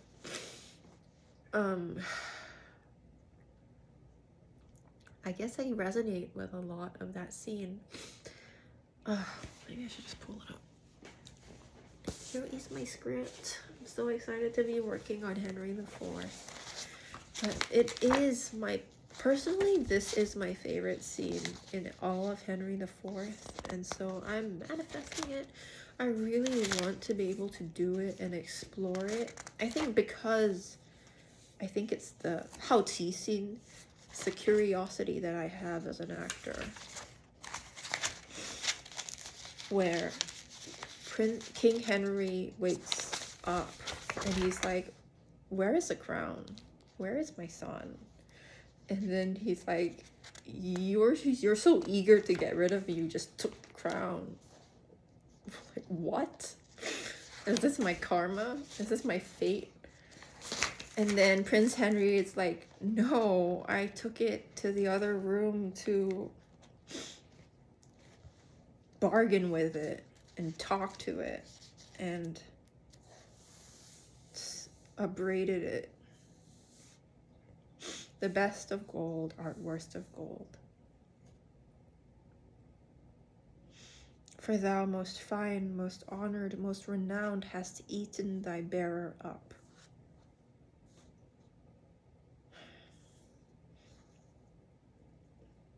Thus my most royal liege, accusing it, I put it on my head, to try with it as an enemy that had before my face murdered my father.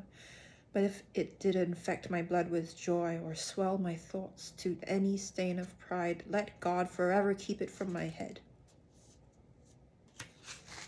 That's the most beautiful monologue for me in this piece.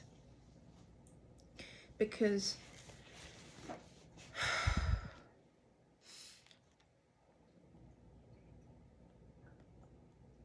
Henry V, I watched Henry V at the Globe about 10 years ago, more than 10 years ago.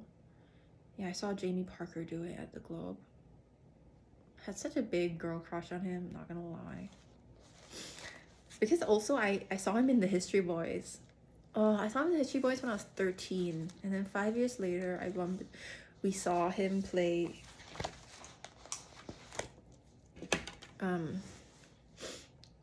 Henry V at the Globe, or I saw him play it at the Globe, and I was in love with him in History Boys. Okay, I remember watching it when I was in school at 15, 16.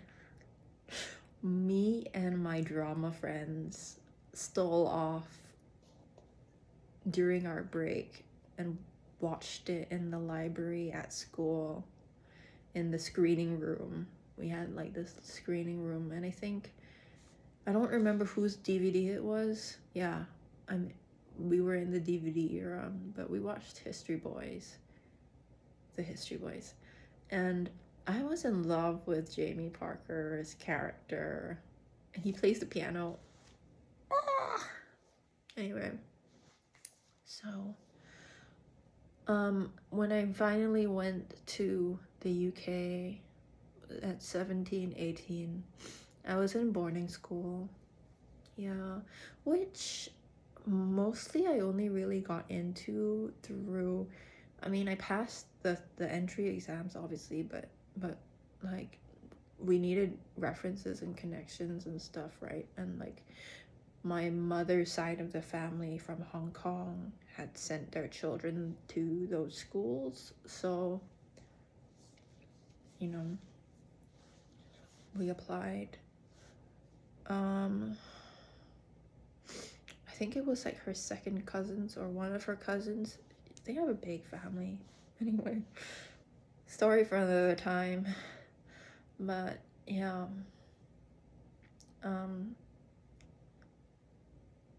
we had this field trip to see Henry V at the Globe, and I remember we got off the bus, we had lunch near the Thames, near the Globe, and I saw this man that looked like Jamie Parker, which with a girl who then I found out was his co-star. She plays the princess later on in the play, and I think they were talking about they were doing work. They were talking about the characters. You know, it wasn't, or and they probably just having a coffee or something by the river. And then I remember I turned to my roommate, this girl called Kemi. I turned to my roommate. I was like, "Oh my god, it's Jamie Parker. It's Jamie. Is it? I think it's Jamie Parker. It's Jamie Parker." And then nobody else really knew who he was at the point in time, because he was playing Henry V, right? But nobody knew him the way I had known him from the History Boys. Okay, so I was like, there was only like one other girl on the bus who had known. She wasn't there, so I turned to my roommate at the time. I was like, "It's him. It's Jamie Parker. It's Jamie Parker." And then she's like, "Do you want to go take a photo?" I was like, "Can we? Should we? Oh my god, should I? Oh my god." I was freaking out. We go up to Jamie Parker. Okay. So awkward. We went up to them, and then with these two people just having their coffee by the Thames, which is like very regular. Like in the UK, like you don't disturb actors when they're going about their day, not normally anyway. But there was another time that I had dinner with my mother's friends, and my mother obviously was there, and Michael Caine was at the table next to us, but they were like, let's leave him alone, let him have his own dinner, like let him have his dinner happily with his wife. And that's what we did, right? But this time around, I guess because my friend was like, "Do you want to take a photo with them?" And I was like, "Okay." So we went up to them, and then it was like silence. Like we were like, "Hi." I was like, "Hi." I think, did I even say hi? We just walked up to them. I think the first thing and the only thing I said was, "Are you Jamie Parker?" That was the only thing I said. And then my friend had to say something because he was like, "Yeah?" I was like, I was so stunned. I think the lady was too shocked to speak. The lady was too stunned to say another word. She was too stunned to speak. I was like, "Are you Jamie Parker?" Literally, it's the only thing I said. I'm very sure, because then my friend had to be like, "Sorry," like apologize. Did she apologize for me? I don't know, but she said that I was a big fan, and then she was like, "Can we take a photo?" And then I was starstruck by this theater actor. Anyway, and then we took a photo, and literally I was just there the whole time, like. I was adorkable. That is the word. I was being so adorkable, and I just remember saying thank you so much and sorry to disturb you or whatever. It was so cute. What a little girl. She's so sweet. Anyway, yeah. But I remember his the once more into the breach speech. That he gave later as Henry V, and I was really it really was like seeing Henry V in the Globe was a whole experience. Like, this is as Shakespeare intended. In the, like, you have the cockpit, you have the stalls, you have, like, it was a whole other world. It was beautiful. It was a whole experience. It was immersive.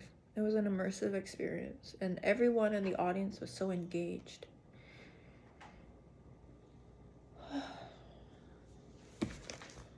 Victoria, she's been napping by that door. She on that little rug. I think she loves this rug the most. Finally made a good choice with the rug. Anyway, yeah. And then after I watched that, I think that was my favorite version of Henry V. And I think I fell in love with that play after that day, because I was like, wow, Shakespeare's words, and that speech was so beautiful. Well written. And so it's really, but now that I've been introduced to Henry the Fourth and Richard the Second, because we do, like, the cohort is big enough that we're doing 3 plays, classical plays. So, and then there's the other production is a Molière play, and then Tartuffe. So when they first announced it, I read the 3 plays, and obviously I was like she's a woman, you know. I was like, the chances of us gender bending this are probably like maybe one of the directors will do this because she's also a woman of color. So, and then I ended up in her cast, and I was like, I am kind of happy about it, to be honest. Like, I know that some other people wanted to be in other directors cast and stuff. Specifically, they had hoped to be, but then, you know, I don't know how it all works out. You know, for me, I kind of went into it, I was like, well, we have the chances of Richard II being gender bent, because I know the director. I was like, the chances of this being gender bent are very low. Like, chances of a woman being cast as Richard II, slim. So, but then but as a play itself, like, I do think it's a beautiful play. I mean, and there is that beautiful moment. I think the most beautiful moment for me, my favorite moment in that play, is the mirror monologue. And then the mirror breaks, or he breaks the mirror, and his cousin points out the fallacies in that. That is my favorite moment. And that would be fun to explore at another time if I could. But I really love Henry IV because, you know, in Henry V, you do see, like, King Henry having that moment of, you know, when he's harking back to these times of trying to really understand his people, wearing the mask. You know, there's also, I mean, what's his name? The Duke in Measure for Measure also did the same thing, where they disguise themselves. Like, you have this person in a position of power and privilege really masking, like, yeah, reverse masking themselves amongst the common people to the commoners, to understand their ways of life and what their needs are and their perspectives of the world and what they care about.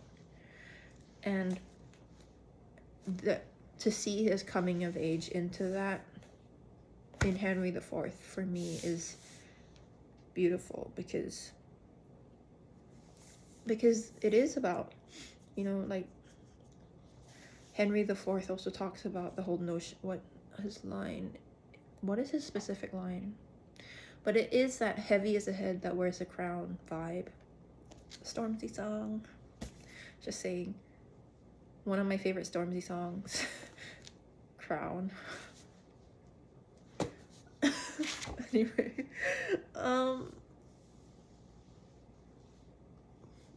But to see this moment where he's like, best of gold, art worst of gold. He names it for what it is.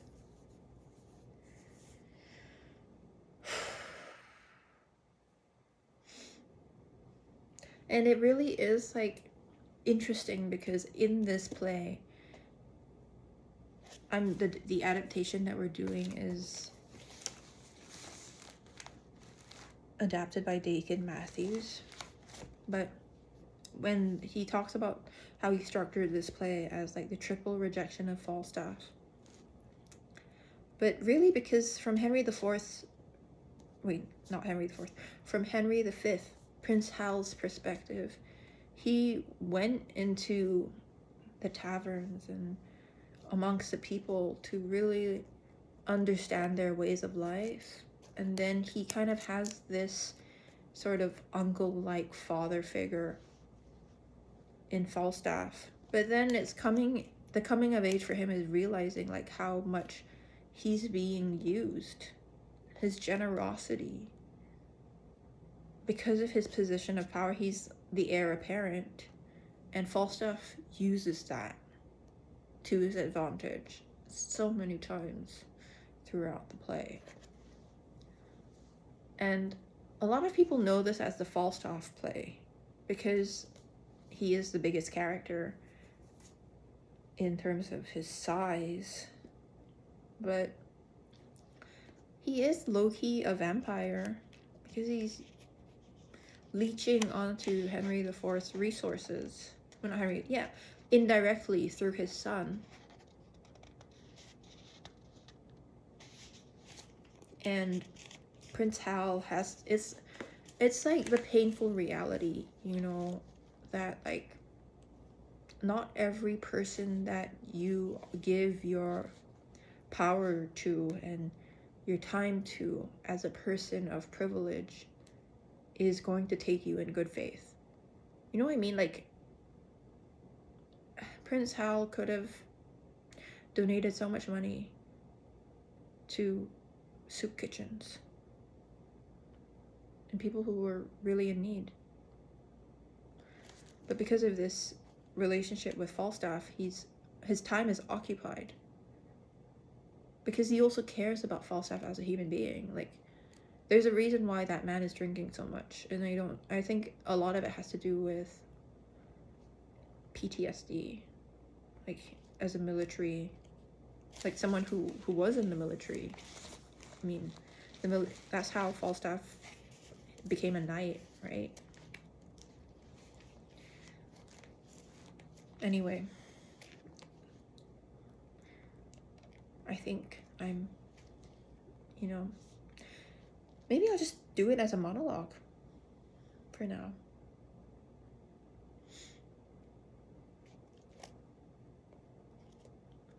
But it would be fun to explore this scene in earnest, and I think, like I said earlier, because of my personal connection to this position, because I feel like that's low-key how my father raised me. Like, I still don't know how much money he has or does not have. I don't know, because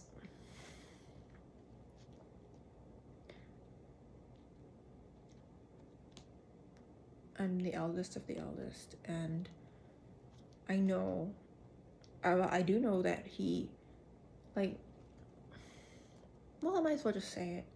So my great-grandfather, my paternal great-grandfather, was an indentured laborer, a coolie for the British in British Malaya.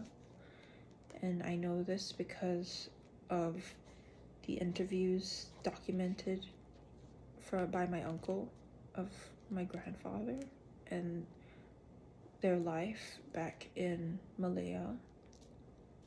And I know that my grandfather, like, was sent to Singapore by his brother, my 大伯父, the eldest son, I think, of I guess, of that generation, sent my grandfather to Singapore.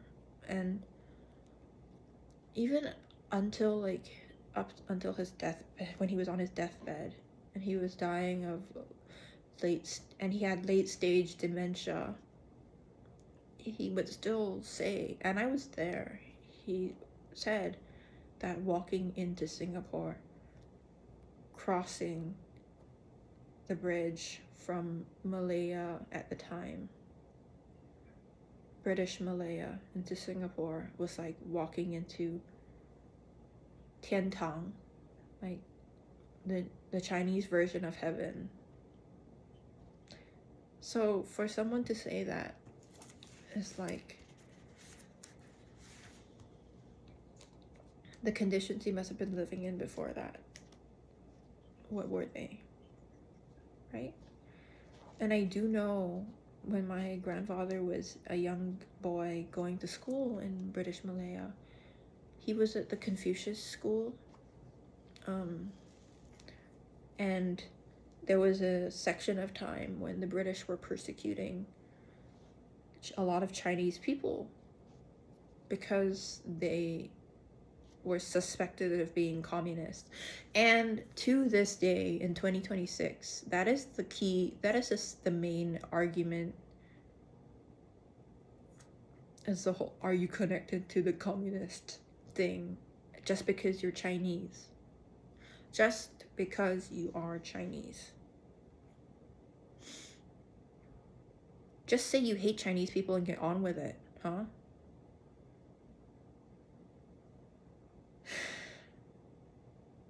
So my grandfather lived through that era of persecution,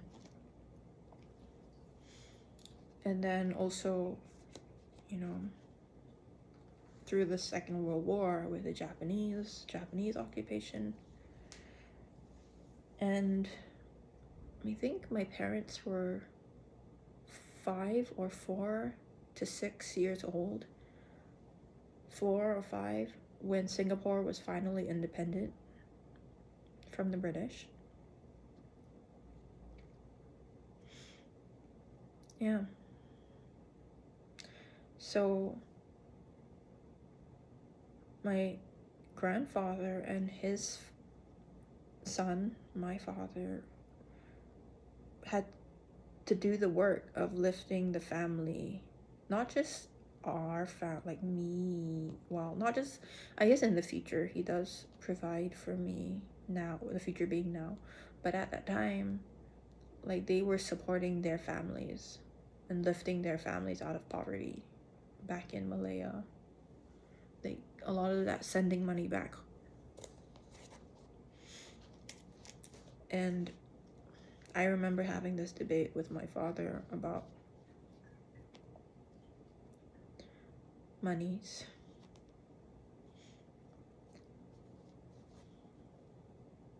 Because funnily enough, I found out about a lot of this from my uncle.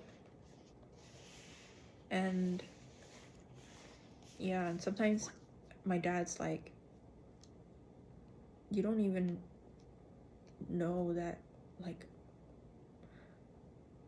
your grandfather slept on planks when he was a kid. Do you know that? I'm like, well, this is the first time you're telling me. And like, I do get this sense sometimes of like, yeah, like, for example, well, might as well just say it, like, my father, he worked really hard. I remember like being told about how like there were days where he would lock himself in his room and just study, and he was the first person in Singapore to get this particular scholarship at Cambridge, like the best scholarship at Cambridge in the UK, which then he ended up going for.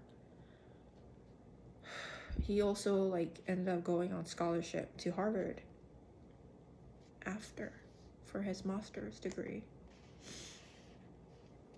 And my grandparents, I think they had this orchid business as well.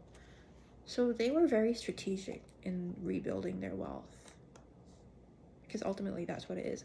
I remember like once I was talking to one of my Malay friends about this, and I sort of said, you know, this is one of my inspirations for this character.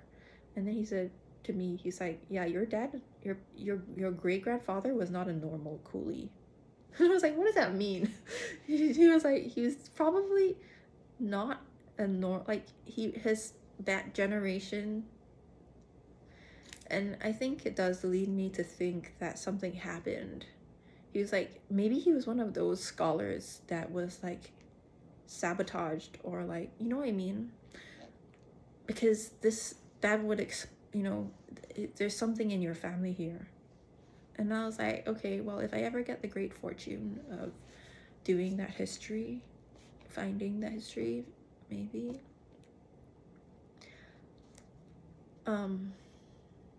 But there is something in me that does feel like there was like a kidnapping or a sabotage or a jealousy or betrayal, you know?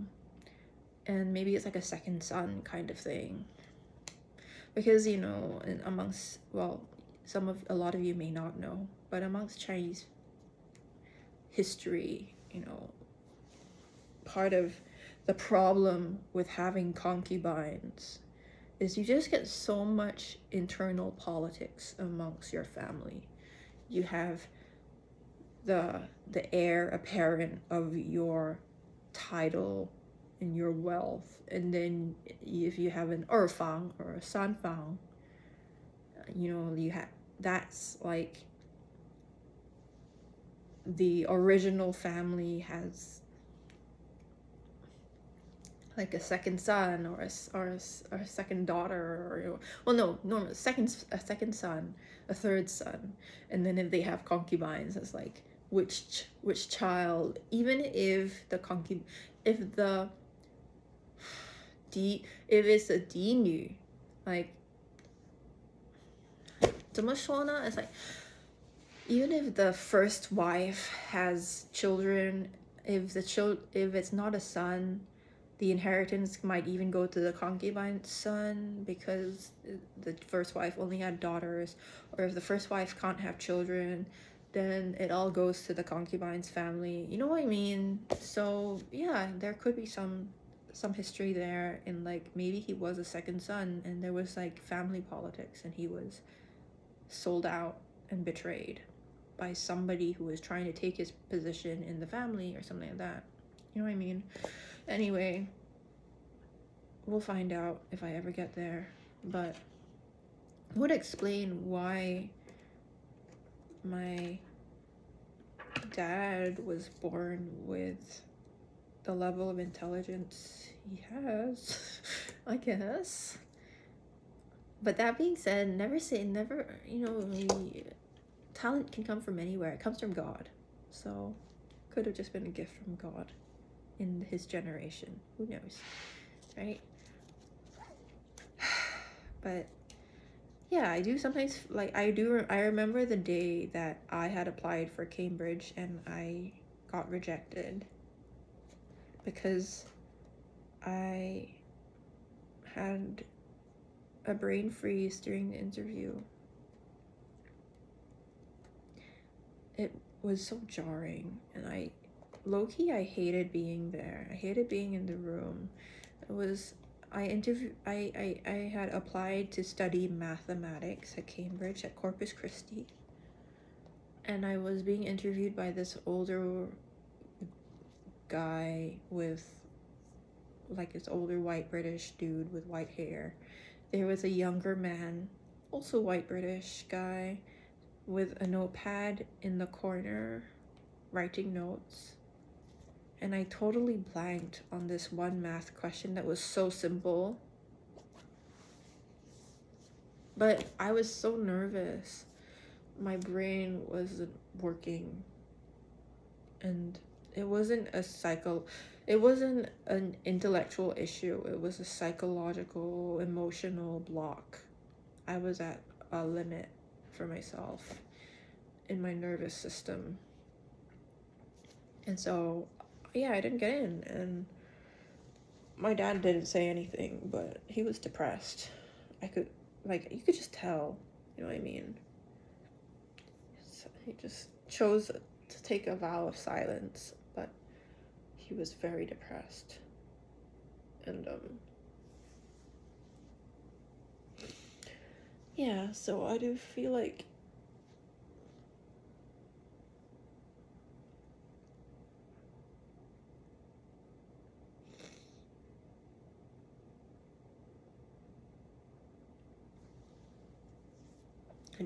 I can relate to Prince Hal in the sense of, like, your father accomplishing something great, and you know you're meant to inherit this greatness. But then also questioning it.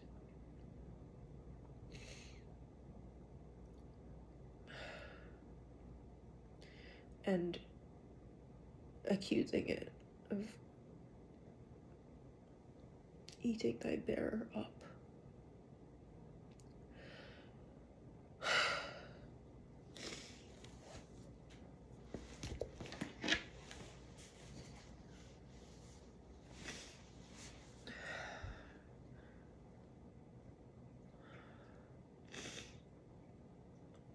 Because being in that position of power, well, responsibility, ultimately that is a position of responsibility, right? As the eldest child, eldest son, you're managing the affairs of the household, really. Like I mean, historically, the wives also helped with that, but the eldest son sort of makes a lot of decisions within the Chinese household. And it was fascinating because I didn't expect this position to sort of land on me the way it did. Like, I didn't know. Yeah, well, I remember when my grandfather passed away, I thought that my cousin would give the eulogy because he's 1 year older than me, and it's a he, and he's he, right? But then he was adamant. I don't know what happened, but then I ended up giving the eulogy for my grandfather. And people came up to me later, like one of my uncles, and even my mom told me she had this deep feeling in her gut when I was standing there giving the eulogy, like this was right. This was how it was meant to be. Which I was like, low-key, like, are you sure? I mean, now I'm like, we all knew that my grandfather was very 偏心. He was very 重男轻女. Like, in English, that just means like prioritize males and take women with a pinch of salt, for lack of a better translation. He was low-key quite misogynistic, not gonna lie. Not gonna lie. But he loved me, of course. But he loved me. Yes, he did love me. So, but it felt right. And anyway, and yeah, so I think because of the fact that my father has, like I said earlier, I don't know how much or not, I don't know the state of affairs in my family. I don't know what he's managing.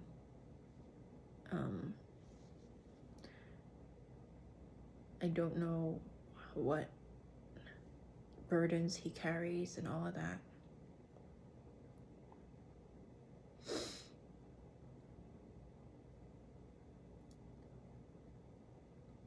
I've always had this sort of very humble approach, and I think because he's, in a way, wanted us to keep our feet on the ground. Like, he drives a Toyota, okay?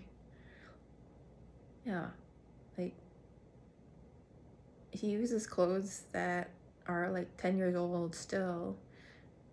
He's very frugal. So, like, that's how I can relate to this Prince Hal being amongst the people, even though I know, like, I come back home, I know where I live, I know the resources we have because I'm using them right now. But things like using my CDC vouchers, going to kopitiam, like, because my dad, the way he carries himself is like, yeah, I'm not the kind of girl whose father buys her expensive jewelry from Cartier. But he would use the same money and put it into a good investment, which is fine. Maybe in the 60s, Cartier would have been a better investment because of the quality of the materials they were using and the rarity of the designs. Because those designs, if they sell them in the auction houses these days in 2026, are worth a lot more. A lot. Especially because, like, the handiwork. Anyway, I won't go into that much of a rabbit hole.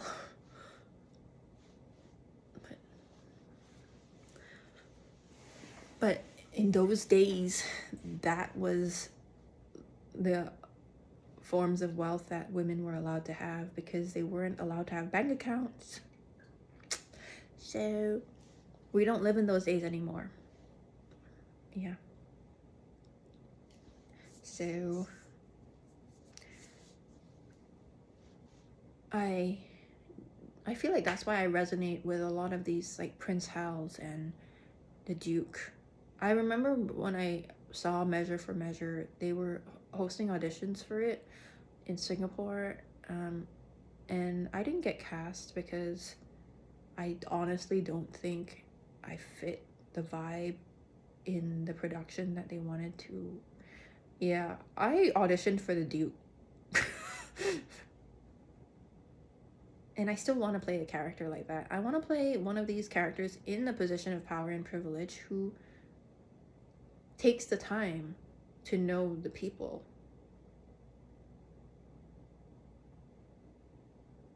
It's not unlike the life I've lived. And I think that's why maybe I do feel a little bit isolated sometimes, because I don't spend enough time amongst the people in my class. And the ones in my class I do spend time with are closer to me in the fact and the reality that they also, like I said earlier, like one of my friends who is Veronica and like dressed normally, hangs out in both normal places and very atas places. You know, she's not scared to know the people regardless of their class. And I feel like sometimes people who I guess are rightfully in my class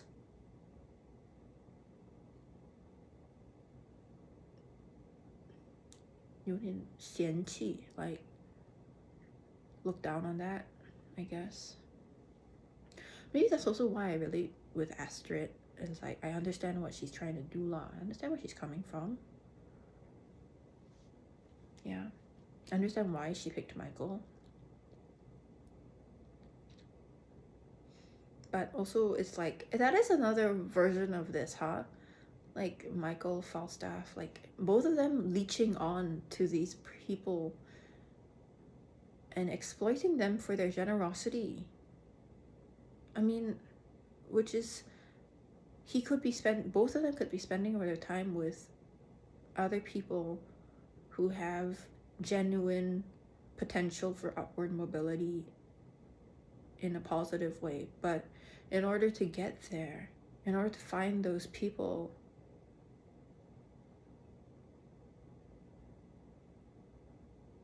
they have to let go of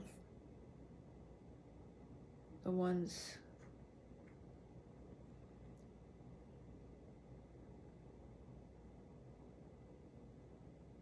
who don't have good intentions for them.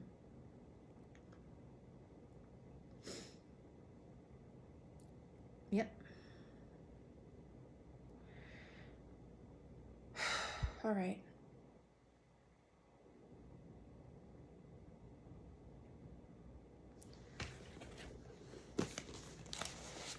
I am excited though to do the monologue I have been given, and I'm very grateful.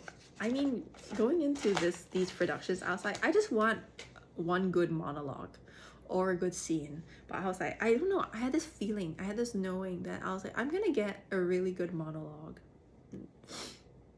And then I got Lady Percy, and I got her For God's Sake Go Not to These Wars. And I'm so excited to do it because it is such a beautiful monologue.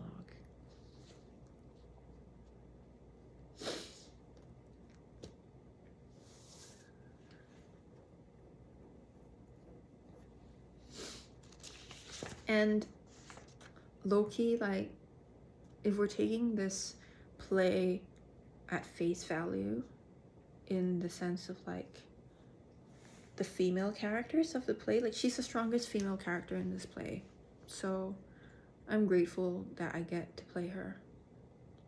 Yeah, and I can put in my, practically speaking, to be very practical, I can put her in my resume, and you know, like in a more classical production of Shakespeare, or like more classical Shakespeare companies, like this is a serious credit. So I'm doing it for the book.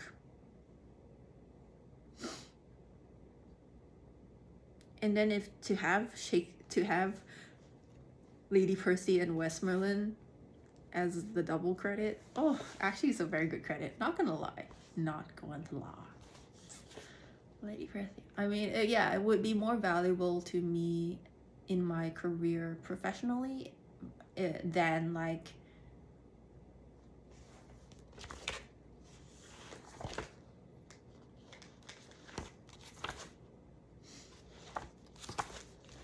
what, like King Henry IV or Prince Henry or Warwick, personally. I mean, because Westmoreland gives me a little bit of a Mulan vibe, to be honest. Like, she's just a general who's there to do the work, you know, like who Mulan actually was historically. Hey baby.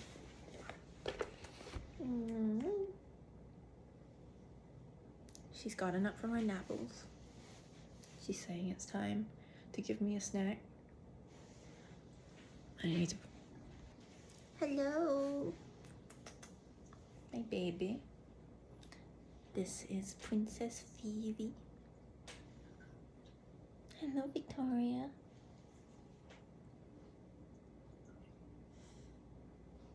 Yes. I'm making a little vloggle.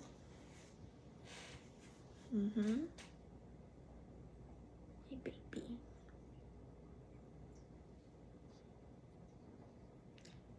Yeah, she's 6 months old right now. Yay.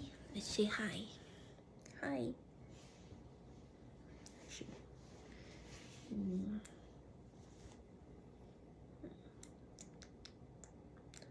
Oh, I love you so much.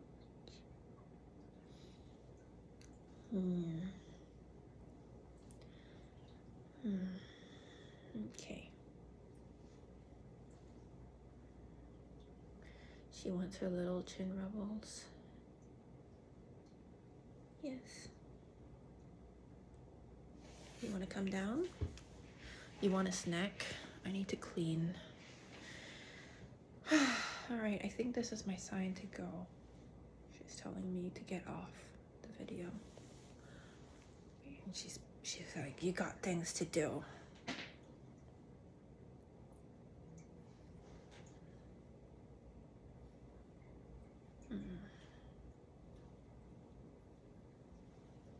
Yes. Okay, yes. She's 6 months old already. She's becoming a teenager soon.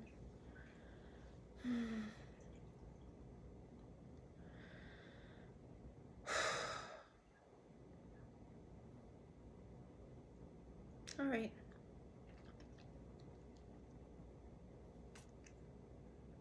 What are we gonna do, Victoria? What are we gonna do? I have this monologue to start working on, you know? And then I also have to go to sleep, right? You want a midnight snack, don't you? You want to play? Yes.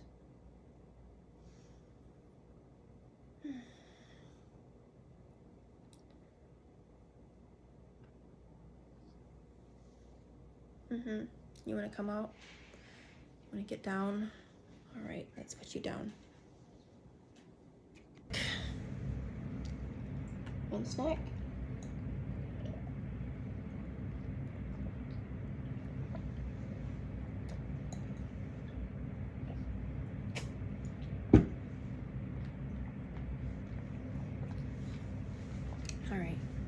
given her her midnight snack.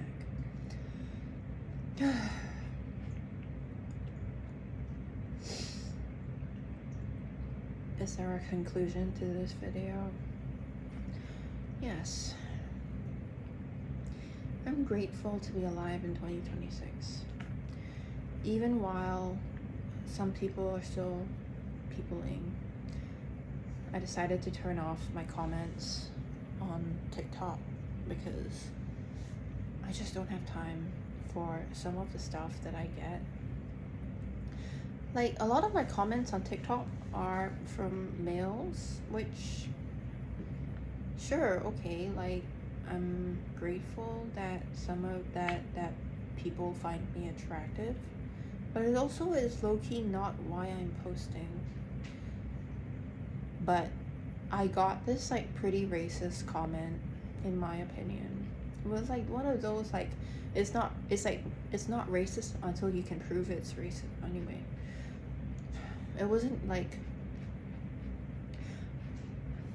what happened? I posted right after watching Project Hail Mary and Sinners. I was walking to the car park area and was so excited. I was so happy, and I shared that. I was like, oh my god, I just watched Project Hail Mary and Sinners. I did a double feature, and I can't believe I almost cried over a rock. And I said how good Ryan Coogler was, and of course Michael B. Jordan was amazing, and the whole cast was really amazing, and the whole team, like everyone I could see the work everyone put into the film. And some like troll account comments on this video being like, Oxford. And then on TikTok, the little like magnifier bubble thingy, it was highlighted blue, so I clicked on it, and then it led me to that Oxford theory joke, where there is another creator on TikTok who breaks it down, and he says like how this isn't actually a real study done in Oxford. The closest study that they could find was about like the historical representation or misrepresentation of Asian women in Western films as subservient to white men and stuff like that, right? And the thing is, there's like this like trend, I guess it's not a trend amongst creators, but there's this trend that amongst males to comment Oxford theory on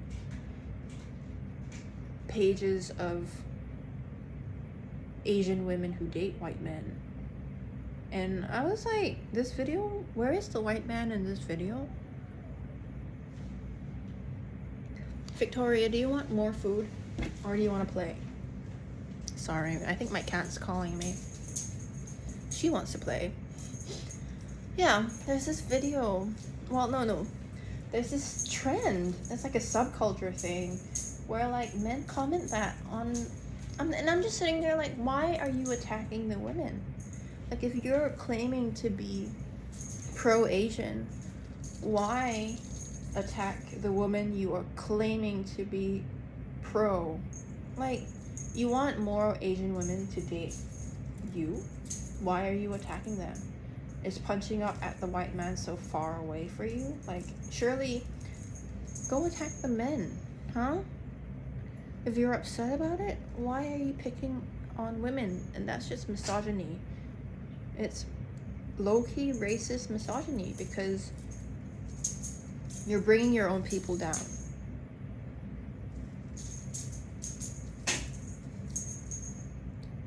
Keeping her in her place because she's Asian, and you're like inflicting your internalized racism on her. So of course she's not gonna date you, brah. You know what I mean? Like, tell him, Victoria. Victoria also has a Chinese name. It's called Xiao Jingjing, like Liang Jingjing. But she loves her, I think the one she responds to the most is when I called her Xiao Bi. Like, Xiao Baby. 宝贝.小 B， 干嘛呢？躲什么？ She understands Chinese as well.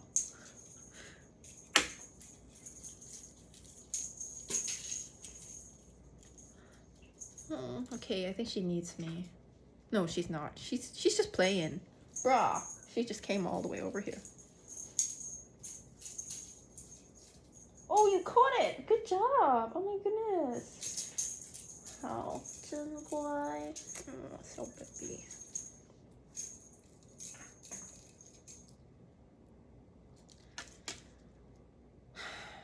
I'm gonna pick her up in a minute. She knows. She's under my chair. Okay. I'm gonna go cuddle with my cat because I think she's upset and I'm spending more time talking about. She knows. I think she knows that I'm upset. She knows that I'm upset. But yeah. So I was like, okay, well, I'm gonna just. This is like I was just making a video talking about a literal rock, and 2 black men that I named, and their cast. So where is the white man in this video? He's in your head. He's in their heads, obviously. So, and I was just sitting there like, okay, actually I don't have time for this. Low key, like, I just created social media because they said that as actors we should have social, well, it'd be good for the business or whatever, right? And then I thought about it and I was like, I'll just talk about acting on my social medias. I'll talk about storytelling and acting and the craft of it all, which is low-key what I do. So I make these vlogs about the craft and my perspective on the craft, and inevitably the craft teaches you. Oh, that's why. Okay, it wasn't because she needed me. I think she was getting ready to use the toilet. You're getting ready to use the bathroom. Okay. Anyway, but maybe she does need me. So yeah, so now I make these videos.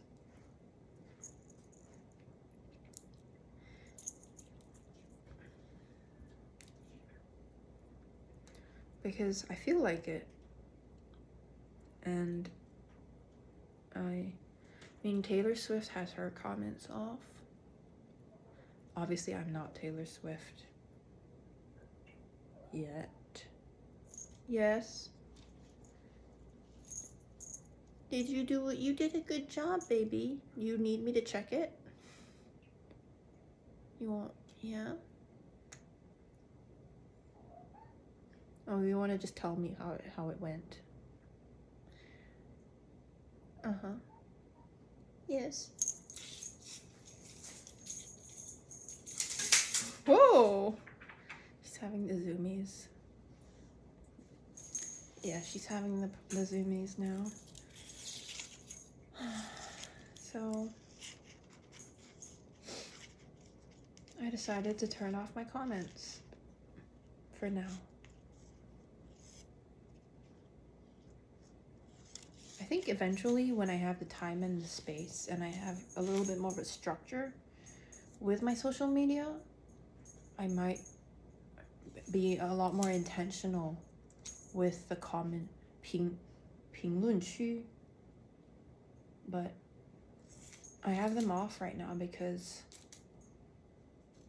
I don't have the time and space and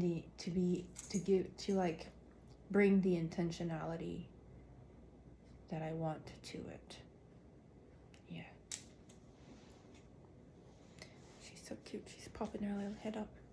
All right. Bye.